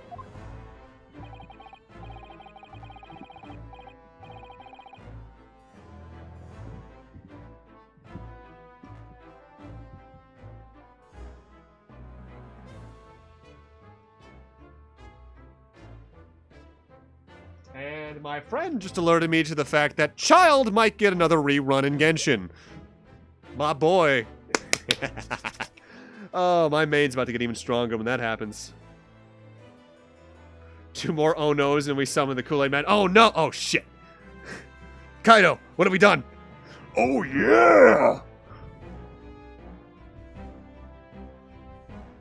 And with a bow that might be tailor-made for him? Oh yeah! Da da da da da, yeah, da da da da da. As you are aware, the voyage from here to your country's capital, Tokyo, takes some 50 days. I thought it would be prudent to hasten Mr. Sato's departure as much as possible. Yeah, absolutely.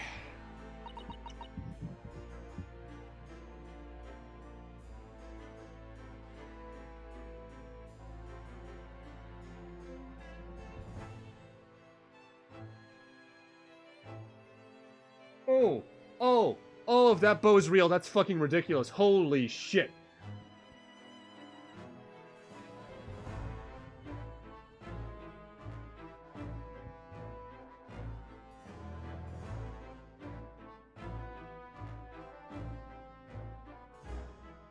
That means there's a banner you can skip. I ain't skipping that, that's for certain, because I'm probably going to be skipping Kokomi's, because I like her ability set. She sounds really interesting with the way her crit stuff works. But I'd rather save for a rerun. Or whoever's the next really cool new character. Like, if they do an Albedo rerun, I'll roll for him. That's really about it, actually. Well, Ganyu. You don't know anything about Genjutsu, or you win it, son? Kind of. I almost streamed that instead of this. But the update came out at 11. That's too close to the thing. Oh, Xiao is also really cool. There's too many good ones. I'll leave London first thing tomorrow morning. I can't believe this is happening.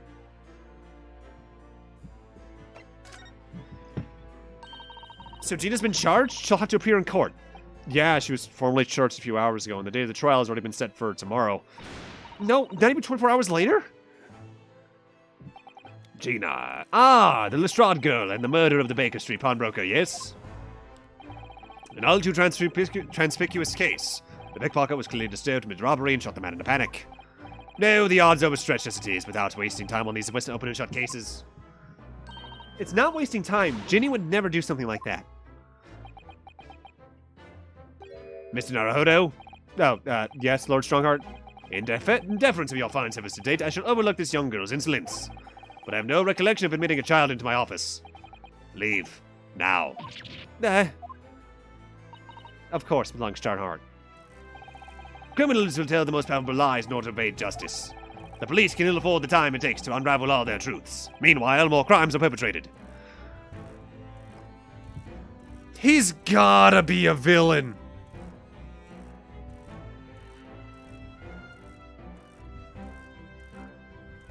Like, he gives me so many of the vibes of Damon Gaunt. It's ridiculous.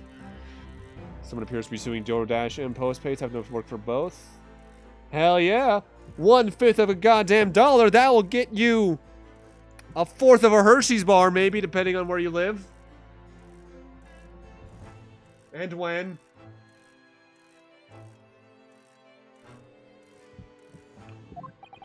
We have far more serious matters with which to contend. Serious matters? Didn't Gregson mention something like that yesterday? Yes, Inspector Gregson made a similar remark yesterday. It's no concern of yours, though I'm sure you need not remind you of that.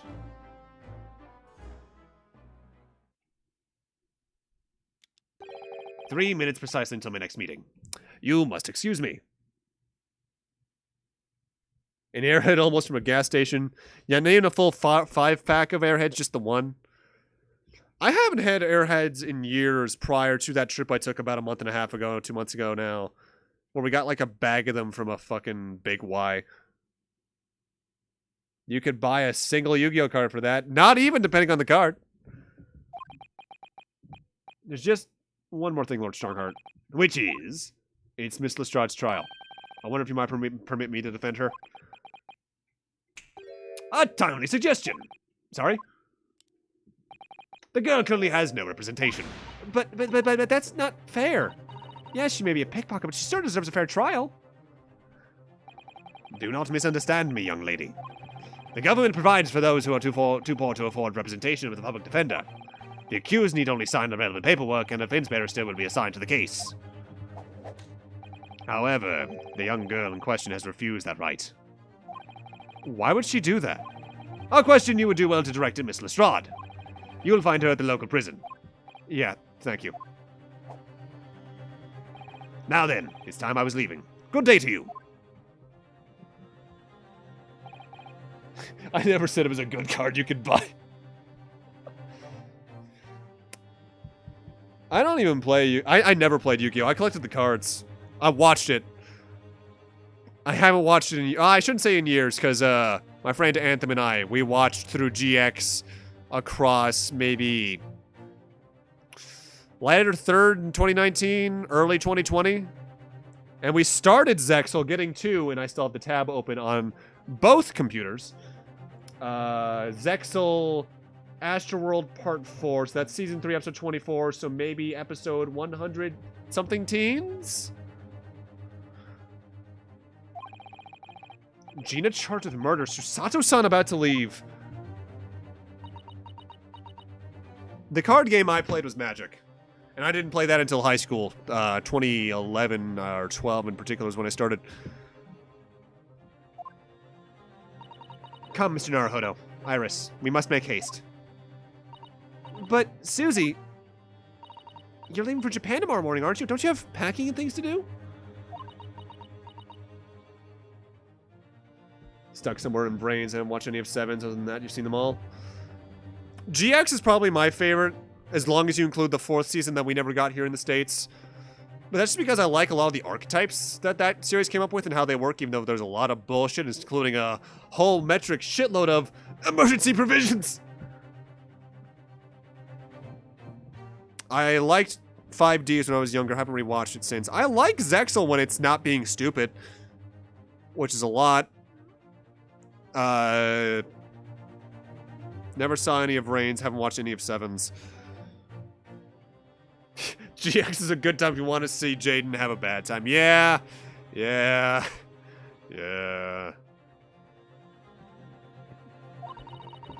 Mr. Naruhodo's judicial assistant, my personal circumstances are of no consequence. My sole purpose remains to help you in whatever way I can. Thank you, Mr. Sato. That's a very pensive look. Oh, I completely forgot about Arc 5. I've watched most of Arc 5, but I've forgotten most of it. I remember they distinctly made certain changes to a certain character design from GX that were like, what?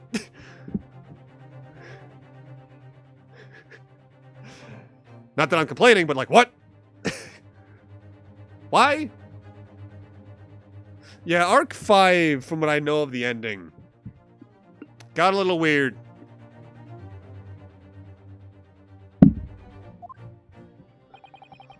If I'm honest, this has completely thrown me off. I'll just have to do what I can as a lawyer.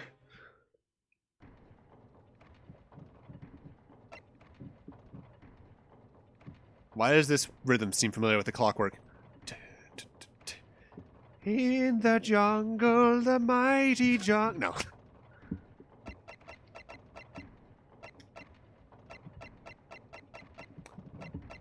My problems with Zexal are usually summarized as Yuma shouldn't have been the main character in the way he is. You know what I mean?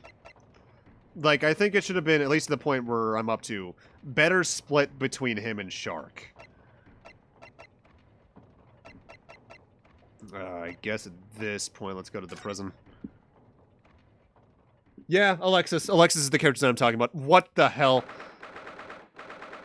I mean, GX had some proportions like that to begin with, but they took her and just increased the sliders. It's like, whoa.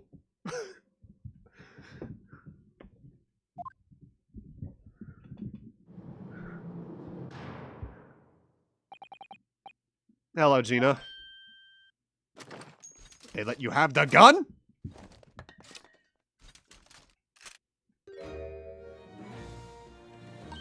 Oh, you still have the grenade launcher Hurley and I made.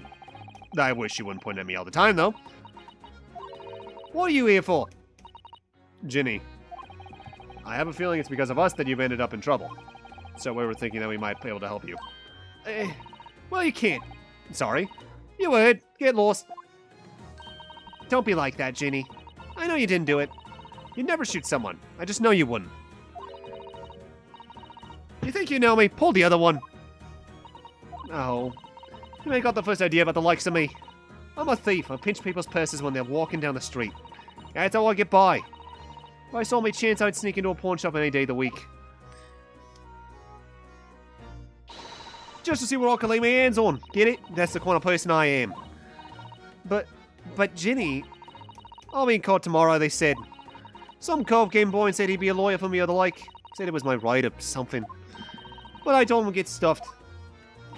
I don't need no lawyer. I don't need one. Don't need no one.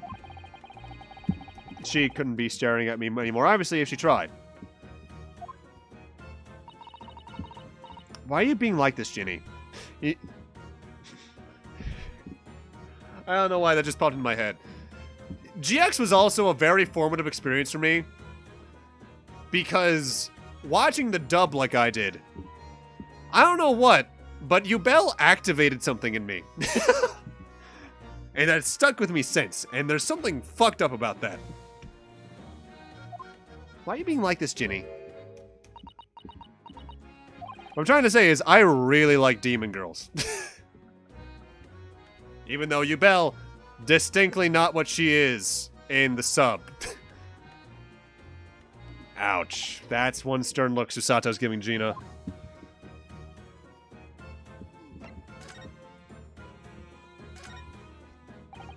I don't understand, Gina. Why'd you send the public defender away?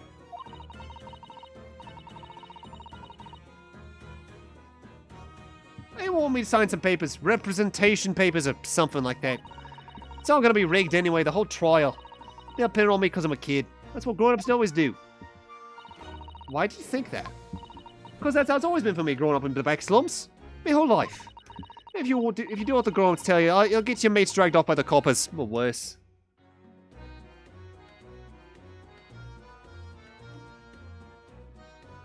Yeah, from what I know about the early fan subs, it's, I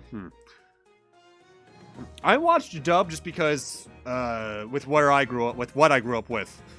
I didn't start getting onto anime subs on, like, YouTube and various sites of questionable legality until maybe, going for a real number here, 2009 or 10? Watching stuff on, like, dubhappy.com back when, and... I don't know, what's another major one? You think of that one guy with the broken accent played BES?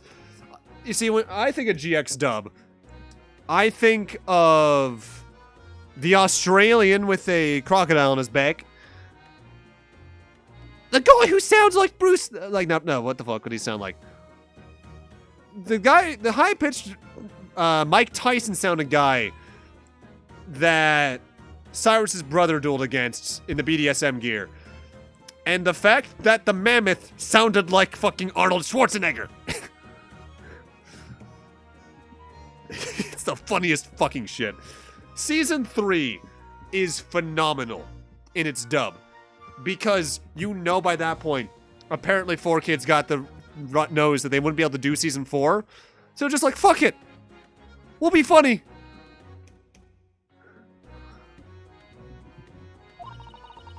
I've had it happen to me all before and all. Been sold off to a nearly snaffled in the back of it. I watched Mega Man Fully Charged. I'm not sure if anyone else has. I haven't... Well, no, I've read the first of the comics that they're doing as an after series. I know about one of the later twists, though. That cartoon was alright. Definitely a different take on classic Mega Man, but a fresh one. I liked a lot of the Robot Master designs. Wish they had more original Robot Masters, and that the one that was original wasn't what he was. But some of the new character designs for older ones in there is really good. Like, I fucking love, I think it was New Alekaman was really cool. Shit. Who was the one? Was it Wave Man they adapted? That was the Marauder one? I can't remember. You can trust no one. That's the point. As soon as you do, you're gone to the grass. Dead. Gina, listen. If you like in tomorrow's trial, I could forget it. Ginny, don't you trust Runo? Nah, I don't. Surely the crocodile was fucking great. God, season 3 got fucking dark, though. Look, I'll ask you nicely now. Just leave me alone.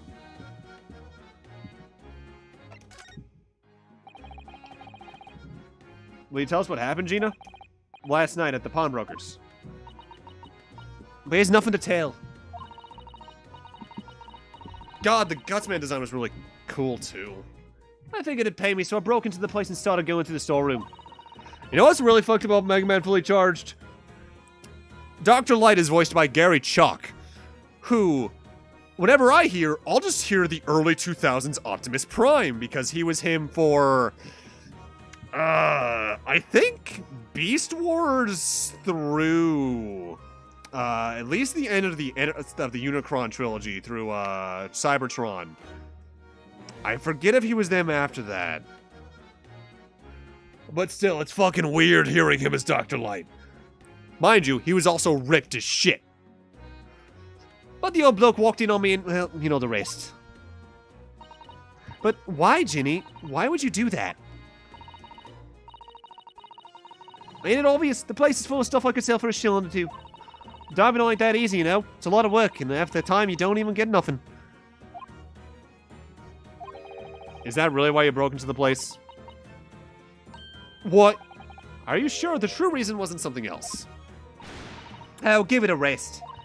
What'd be the point anyway, eh? Nothing I say can make a blind bit of difference. Well, here's the thing, Wind. A lot of Mega Man's best Robot Master designs are their NetNavi incarnations.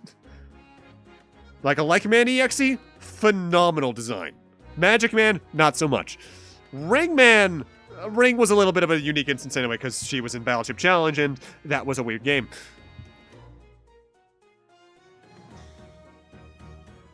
Please tell us, Ginny. We'll believe you, whatever it is.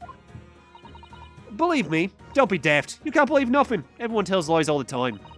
And you know what? When it comes to liars, I'm the biggest of the lot. I've told some unforgivable lies, I have. Wind. Well, first off, yes, I have. Both of them. Even the dub back on Tsunami Jetstream. But, someone in chat might be a former fan subber. Savage Man. Oh, yeah, that's right. I forgot they called Beast Man that, didn't they? If I recall, he sounded like this.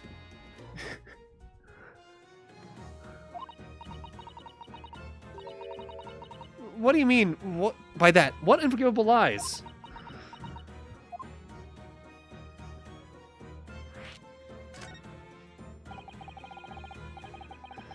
What do you mean before, Gina, when you said that you were the biggest liar of the lot? Why don't you tell us these unforgivable lies you told her? Maybe we can help. Sorry. We're out of time. They're gonna want to question me now. Ginny, please. Oh, yeah. I want to give you this, something to remember me by.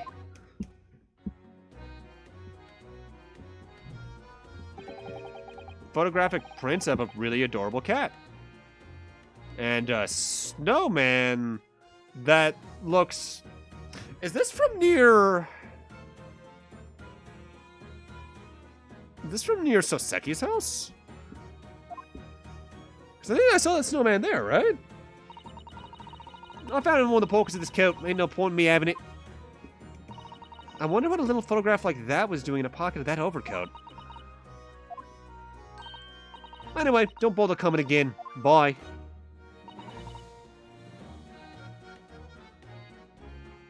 No, Ginny.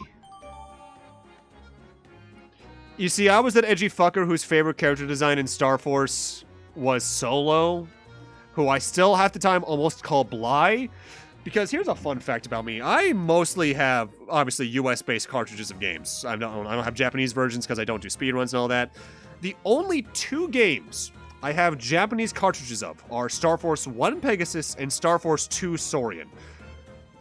Through my friend at the time, Tom, who lived in a different part of Massachusetts that I met through my mom doing the old Susan G. Komen for the Cure 3-day breast cancer walk. In fact, a little behind the curtain stuff. For the YouTube channel, recently I finished recording a LP of the Star Force Battle Network crossover, the remake of Battle Network 1. I forget if there's any in the finished recordings, but there are a number of times in recording that I screwed up almost calling Solo Bly in the few times that he shows up in that through the battle chip that you get through the code.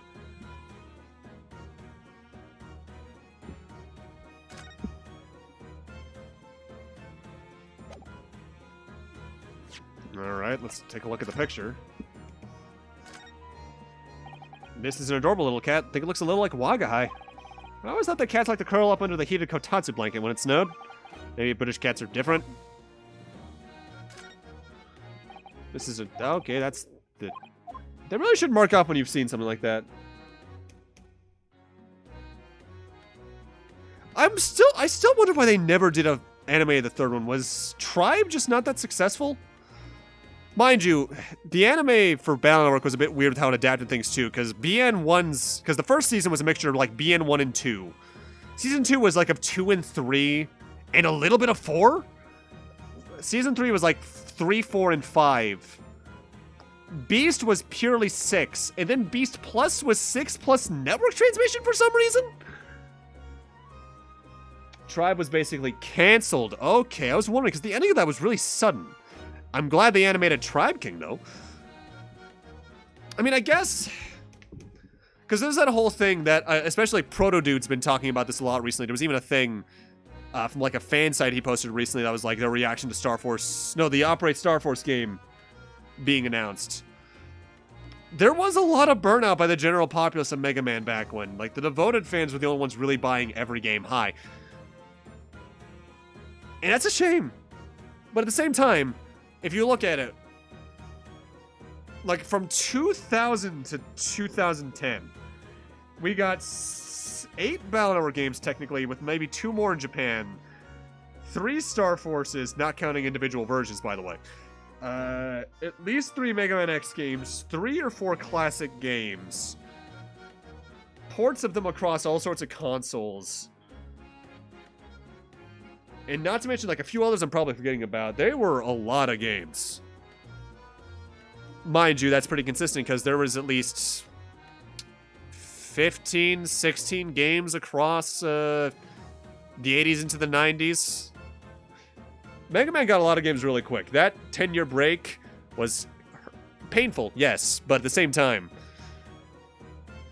Mega Man kind of needed it because I feel they may have been running out of ideas in some regards.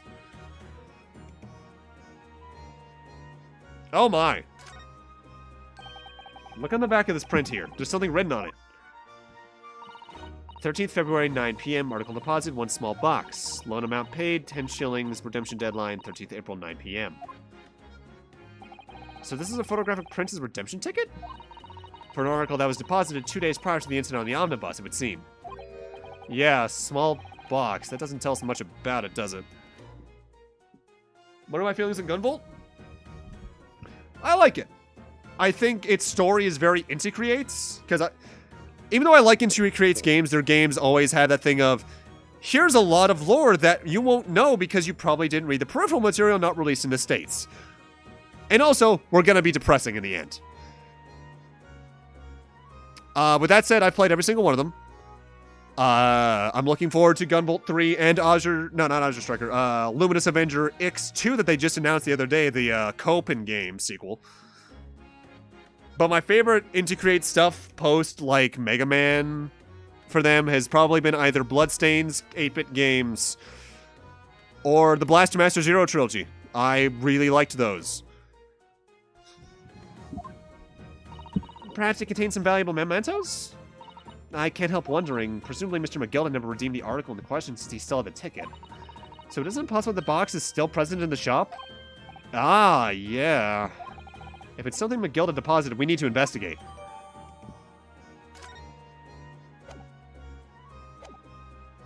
Alright,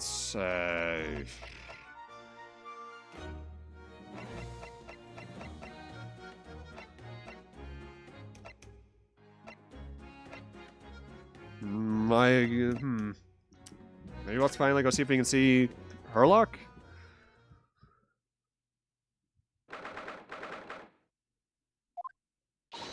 Hurley! Oh. It's fucked up. My 14 brainworms are so fucked up. I saw this and thought, oh, it's the area from the end of Heavensward. Mr. Sholmes is nowhere to be seen. No, that's strange. The nurse definitely said he was in the bed by the window, didn't she? Oh, I know what's probably happening. Hurley's a big baby. The bullet wound wasn't that bad after all, so he's been sent home. I'm not so sure about that. Baby or not, there's no question that was a fairly serious injury that Mr. Sholmes suffered. Oh dear, I do hope Mr. Sholmes will be alright. Hello, what have we? This ward's off limits. No visiting. So what are you off doing in here, eh? Well, I'll have you know, we're Hurley's next of kin. Eh? Oh! Well, begging your pardon then, ma'am. Little lady and a curious beast and pair. Great mystery solver has mystery. Great mystery solver is a mysterious family, eh? I've only played a little bit of the first Boktai. I know that we finally got another game, because we didn't get the third game. That's why Battle Network 6 had so much content cut. I need to play that Lunar Nights game, the DS 4th game that we actually did get. If that's how you see us, sure. Where is he, Constable? Where's Hurley? I believe he's currently in the operating theater, man. Ongoing extensive operation. Extensive? It's been several hours since he went in. Oh my. Has there been some kind of problem? Well, it doesn't appear to be working, you see. The anesthetic, that is. No? I've had a report the gentleman claims he may have had a little too much to drink last night. Coffee, that is. Anyway, we think it'd be fair to assume they won't be back here for several hours yet. I see. Thank you, Constable. Oh, poor Hurley. Mr. Naruhodo. Oh, yeah? What is it, Mr. Sato? I hope you won't think me selfish, but do you think we could perhaps go to visit Gina? We were just there. I just realized I won't have another opportunity to say farewell. Oh, yeah, of course. Susato-san might not see Gina again before she has to leave. I wish I knew what Susato-san was thinking. Anyway, let's go back to the prison then.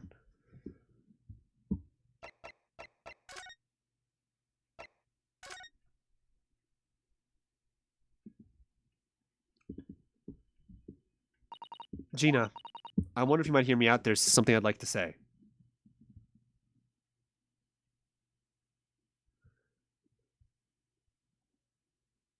It's weird looking back at the mid-2000s for Capcom and Konami, because that was arguably their strongest era outside of their 90s stuff. Because, like, Capcom, you got Devil May Cry. You have the later, the really strong period for Mega Man outside of the 3D outings. Konami had, like, all the Metal Gear stuff going hard. The Castlevania games were doing pretty well at that point on the handhelds and all that.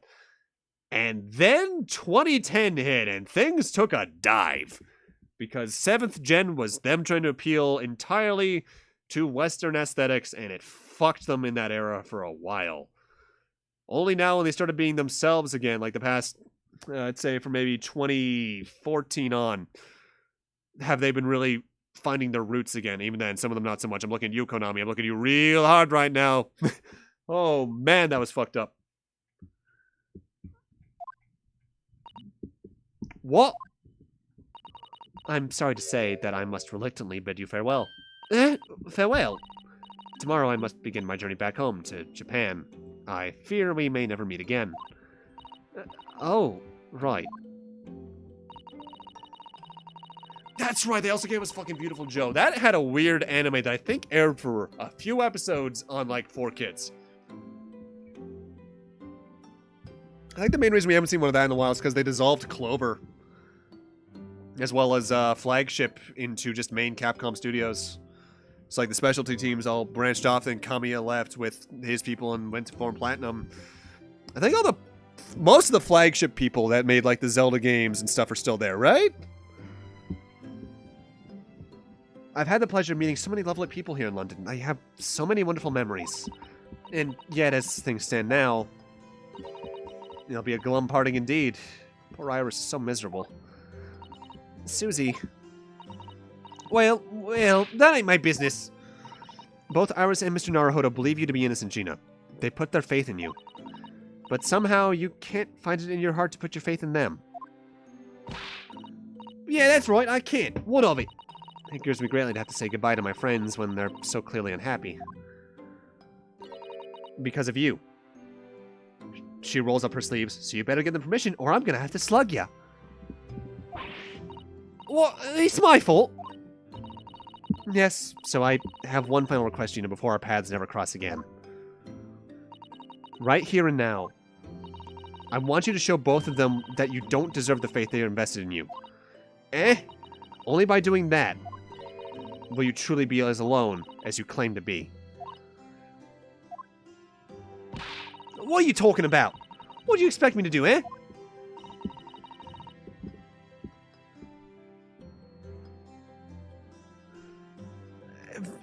Wonderful 101 definitely has like the tone down, but it's a radically different game.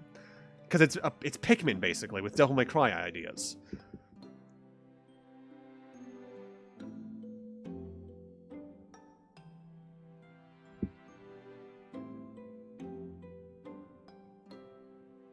Because there's this whole thing with Platinum where Kamiya's kind of making games based off the stuff he grew up with. Like, Wonderful 101 is his Super Sentai game.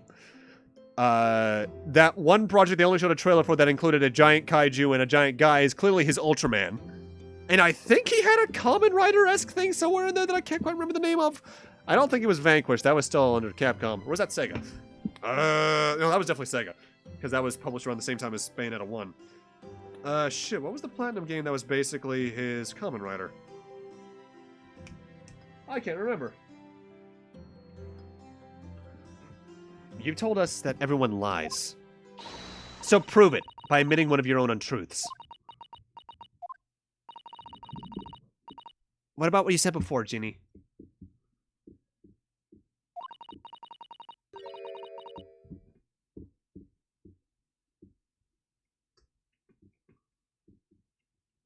You said something about unforgivable lies. You must tell Mr. Naruhodo and Iris the truth now. That is my last request before I leave. My last request is a judicial assistant. No, I can't. Whatever these lies are, they're obviously weighing very heavily on her mind. Gina, I could be wrong, but does it have something to do with what happened 2 months ago? Something about that trial? The one in which Magnus McGilda was acquitted. The case of that mysterious murder that took place inside the omnibus. You were called as a witness by the prosecution. Is that what this is about? Yeah, you're right. Because in that trial, I lied. I lied like you wouldn't believe. Will you tell us about it now?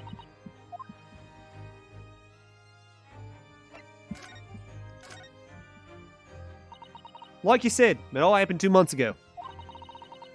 The coppers got hold of me and showed me in the witness stand. And based on your testimony, McGilda was declared innocent. Yeah, well, the thing is, I lied about a whole bunch of stuff. I knew it. What sort of thing did you lie about? I was hiding under the seat that night. That was the truth. It was pitch black in that little cubbyhole. I couldn't see a thing. And then I heard that loud thud, like someone falling on the floor. And that's when Mr. McGilda discovered you. Yeah. I pulled me off from under the seat and sat me next to the dead man. Not much light to see by, but when I looked up in my hands, I had the cub's out. I had the cub's blood all over them.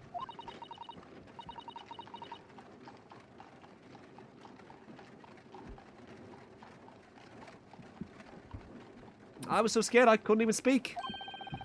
You had his blood in your hands? In other words, it was Gina that the witnesses on the roof deck saw through the skylight, as we already predicted. From memory. Then, Mr. McGill started asking you questions, I suppose. Who you were and why you were hiding under the seat. Yeah, he did. Only, makes it all. What do you mean? I mean, he threatened me. Threatened you how?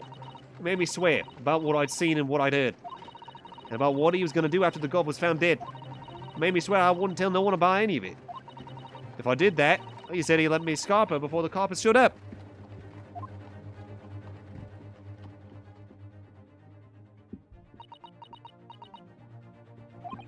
Gina, you must tell me what he swore you to secrecy about. What you saw, what you heard, everything. Oh, boy. You said McGilda made you swear not to tell anybody about what you saw. But you were in the pitch black compartment of this the whole time, weren't you? Yes, with Mr. McGilda sitting above your head, if I remember correctly. Yeah, it's true, but it was then I heard the thud of the cub that ain't sitting in the floor. Well, I'll scream see. Couldn't help it. Mr. McGilda heard that and dragged me out by my arm. And that's when I saw it. It was on the floor next to the old geezer what had been stabbed. A disc, all bright and shiny. The disc is from... Wait, the disc was in the fucking omnibus?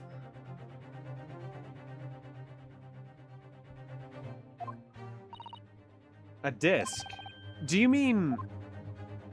Yeah, that's it. It's the one that they took off me at the Winterbanks. So the music box disc was there on the floor in the omnibus. Not for long. McGill had spotted it straight away. He picked it up smartish and stuffed it inside his pocket. So that disc was in the omnibus 2 months ago at the scene of Mr. Mason's murder? And the bog trotter told me. I want to mutter one of it to no one.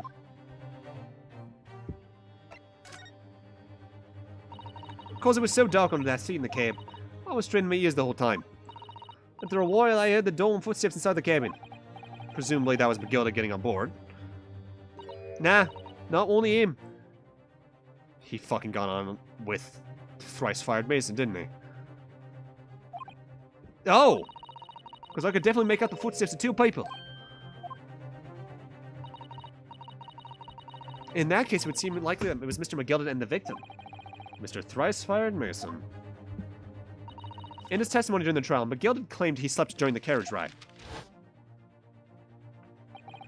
I'm dead, but I'll still remember this accent forever. That's the thing about us Irish. We'll haunt you forever. Especially the IRA. Because they're fucked up. And your own testimony, Gina, supported this.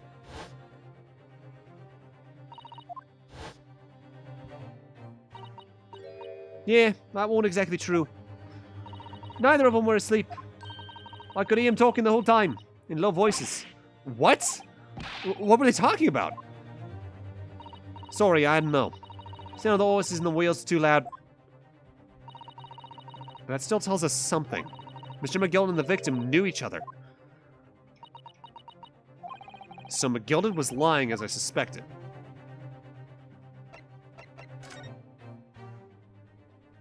I knew it wasn't going to take long before someone raised the alarm that the bloke had been killed. Yeah, you were quite right. The other passengers on the roof deck noticed very quickly. So when the cab came to a stop, McGilda told me to hide back in the seat again. I climbed in and waited. Duke comes from up top going to get the coppers. Yeah, Mr. Fairplay in first? Right, and after they'd gone, McGilda asked the driver to do him a favour. A favor? Now then, fella, what I need you to do is take this cut of mine and deposit it with a nearby pawnbroker.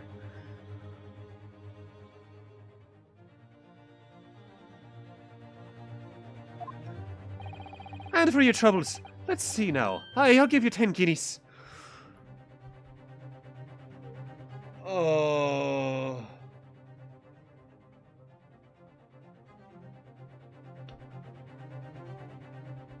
I'm in wind. That's just called the Irish. I'm sorry to say, that's how they speak. At least, they're very thick Irish.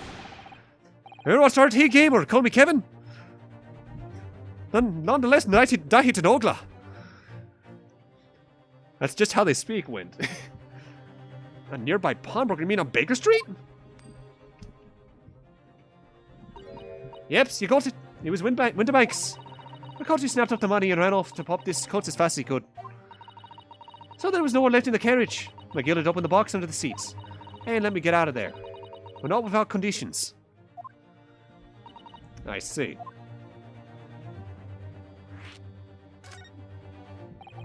What were McGilda's conditions then? Letting you go free, I mean. Not telling a soul, not for anything. No, but what I saw, what I heard.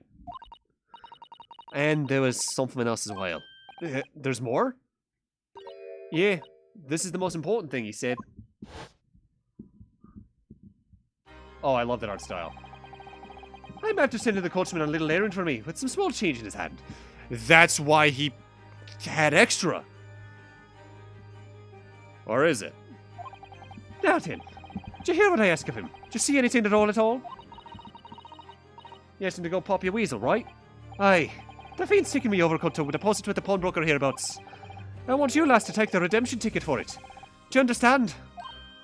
What? You want me to have the ticket? That's right. It'll come fetch it from you later. Sometime within the next 2 months.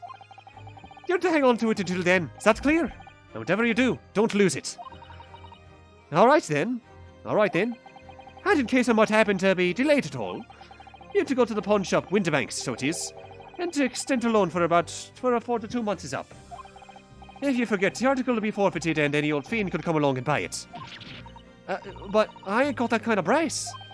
Here's £5. That should be enough. Don't you understand each other, lass? Don't try anything funny now, if you go against me. Yeah, I get it. Good, and one more thing. In a few days from now, he'll be visited by the police, I've no doubt. The coppers? They'll come asking you to take the stand in court, to testify as a witness. So let's just have a wee chat about that, shall we? What is that you might say, and what is it that you won't?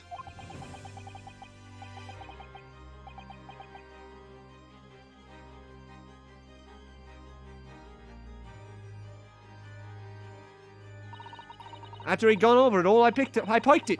Got as far away from there as I could. I hid the pawnbroker's tickets in some bushes near the scene. I went to fetch it the next day once it got dark. So McGill had planned it and coerced Gina into giving false testimony?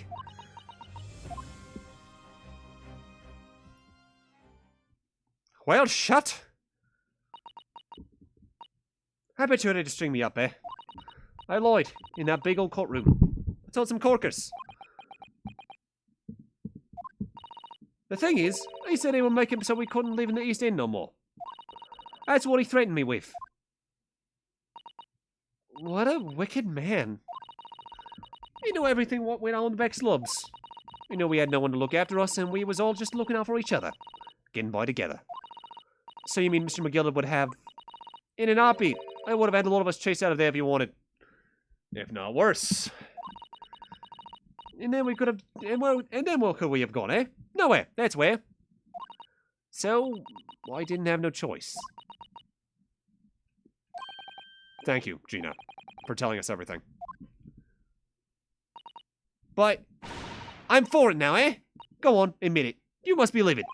Well, you can make amends by doing me a simple favor. A favor? What? Sign the representation papers for tomorrow's trial. Eh? If you don't actually want me to represent you in court, you can rip it up later. But we need that paperwork or we can't investigate. The police won't let us. Investigate what? The scene of the incident last night. Mr. Sholmes was shot, you see. You what? Hurley's having a big operation right now, Ginny. Is it bad? Is he gonna be alright? Sholmes is gonna be alright. Right? That's why I want to investigate. For Sholmes' sake as much as anything. Right. So what you're saying is, if I sign that bit of paper, everyone's happy, is that it? Something like that. Mr. Sato? Yes, of course. I had the representation papers here.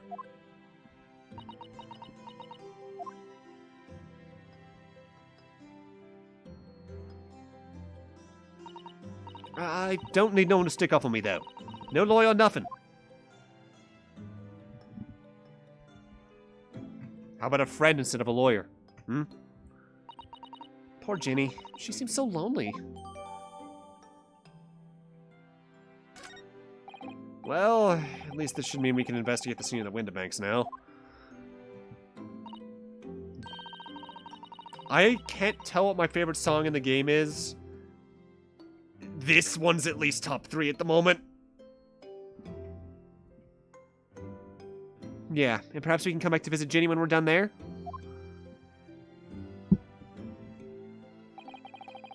I feel like we finally cracked Gina. She's opened up to us at last. And now I have her representation papers. No one else knows just what a responsibility that is. Anyway, for now it means Inspector Gregson can't stop us investigating at Windibanks.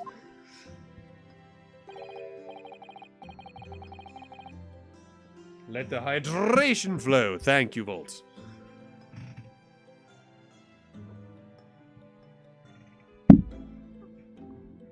The quality of writing for this game's characters is insane for an Ace Attorney game. Because the bar's already pretty fucking high on that. Because you got people up there like fucking Godo, you got Athena in the first game she's in, you got fucking Apollo, you have the entirety of the cast of Spirit of Justice, really. This is leagues above most of that. What the fuck? Was this the same main writer? Although something tells me he's not going to be happy about it.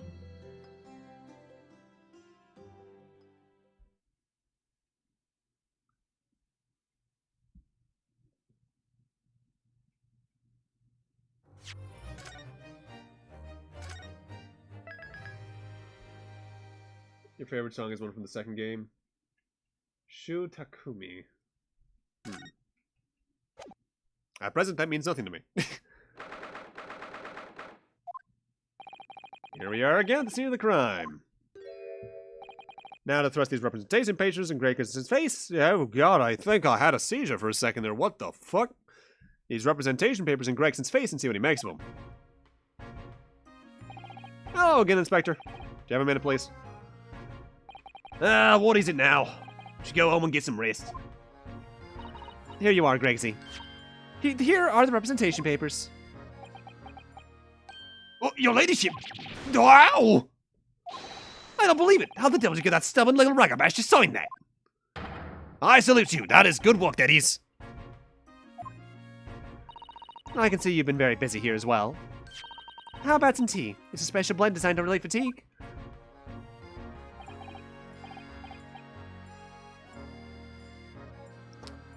Oh, lovely. Well, let's see now. Yeah, I can hardly feel tired at all. I'm fit as a fiddle, your ladyship.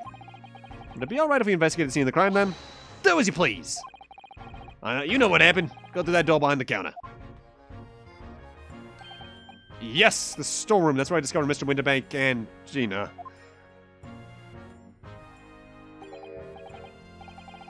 Alright, well, we'll get back to business then.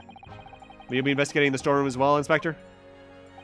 If I'm perfectly honest, we need to wrap this up before long. Can't afford to spend much time on it. But there are so many articles to go through, it's taking forever, even with the lads working around the clock. Which is a problem, because there's another case the Yard needs to investigate urgently. That must be what Lord Strongheart meant by far more serious matters before.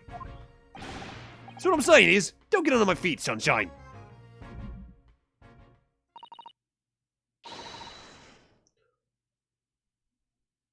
The director for the original trilogy as well as Apollo Justice. Let me look at some dates really quick.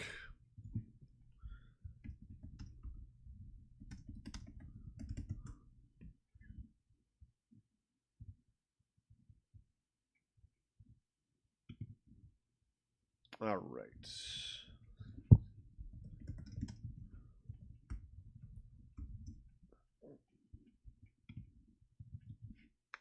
And then the other one was...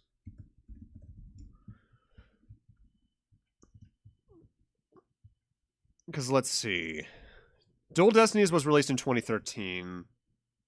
This was released in 2015 initially. Great Ace Attorney 2 was released in 2017. Spirit of Justice in 2016. I can't help but wonder in that regard then.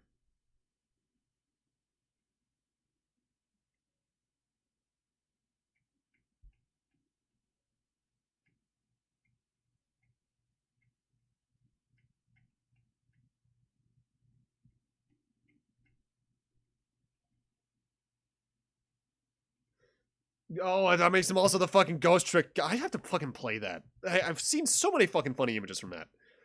It almost seems like after Apollo Justice, maybe that's when they started at least the early writing processes for the Great Ace Attorney.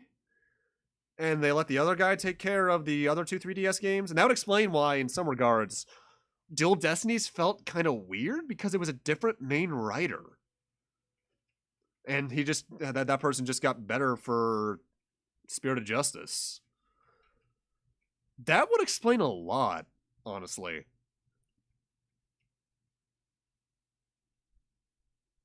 Yeah, who the fuck uses DMs on Twitch? Like, I've maybe used it 3 times. One very recently because someone from a raid that someone I mod for got DM'd me on Twitch about someone else who was there who was being apparently kind of annoying and an ass, and to keep an eye on them. You heard Apollo Justice mentioned. Oh, sigh. Sigh, sigh, sigh. We love you. Come on, then. Let's not waste any time.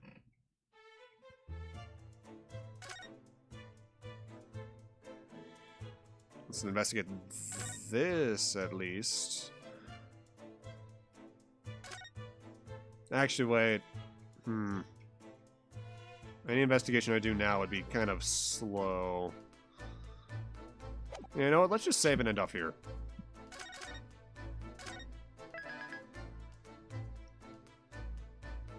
Also worked on the Phoenix Wright Leighton Cross. Oh, I forgot to put that into the fucking dates. Leighton Ace Attorney. God, if he worked on that, I'm looking forward to that game even more now. That was 2012, meaning that would have been the game they started working on immediately after Apollo Justice in that regard.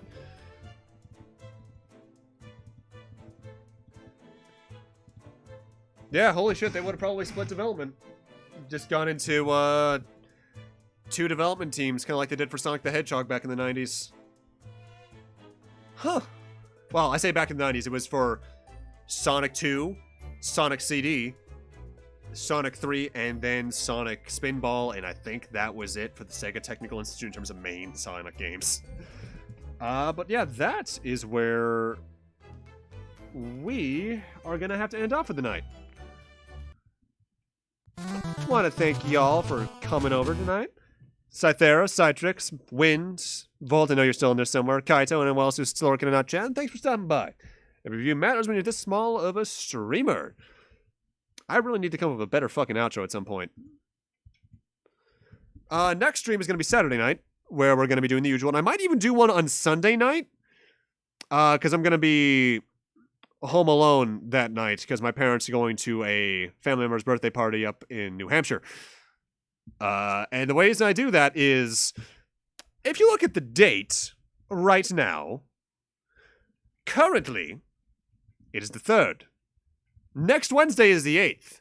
That is an important day, as that is the day that the Final Fantasy IV Pixel Remaster releases, and I'm sorry, I think I might just do a filler game for Tuesday's stream, so that I can play that before Greatest Attorney 2. I'm sorry. I know people are probably looking forward to me getting that immediately, and I'll probably even want to be like, I need to get into the next one now. But Final Fantasy IV is top 3 of all time to me as a game for no real reason looking at it. I just love it. And I need to test that version out. That would probably be maybe a week's worth of streams because I know that game well enough, but I have a need. So until then, let's take a look at who's live. Romy's playing Genshin, Goose is playing Pathfinder. Is Smog still going? Damn it, Twitch is lying to me. I was about to raid Smog, but he's been offline for a bit, apparently. Sister said best FF was 6. 6 is like 7 in that it has a really nostalgic crew who defend the hell out of it. It's a good game.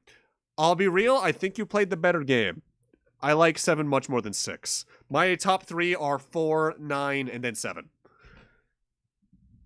So you know what? Actually, wait, what's Dark Wolf playing? That's an important thing to check. Mega Bomber, man. No, let's let's raid Goose. Goose is a really chill dude, sometimes watches some weird stuff on stream. Potentially one of the most cursed people you'll ever meet, but a genuinely chill and nice dude. Send some love his way, he's real nice, as are his fans. Otherwise, I'll see you guys Saturday night.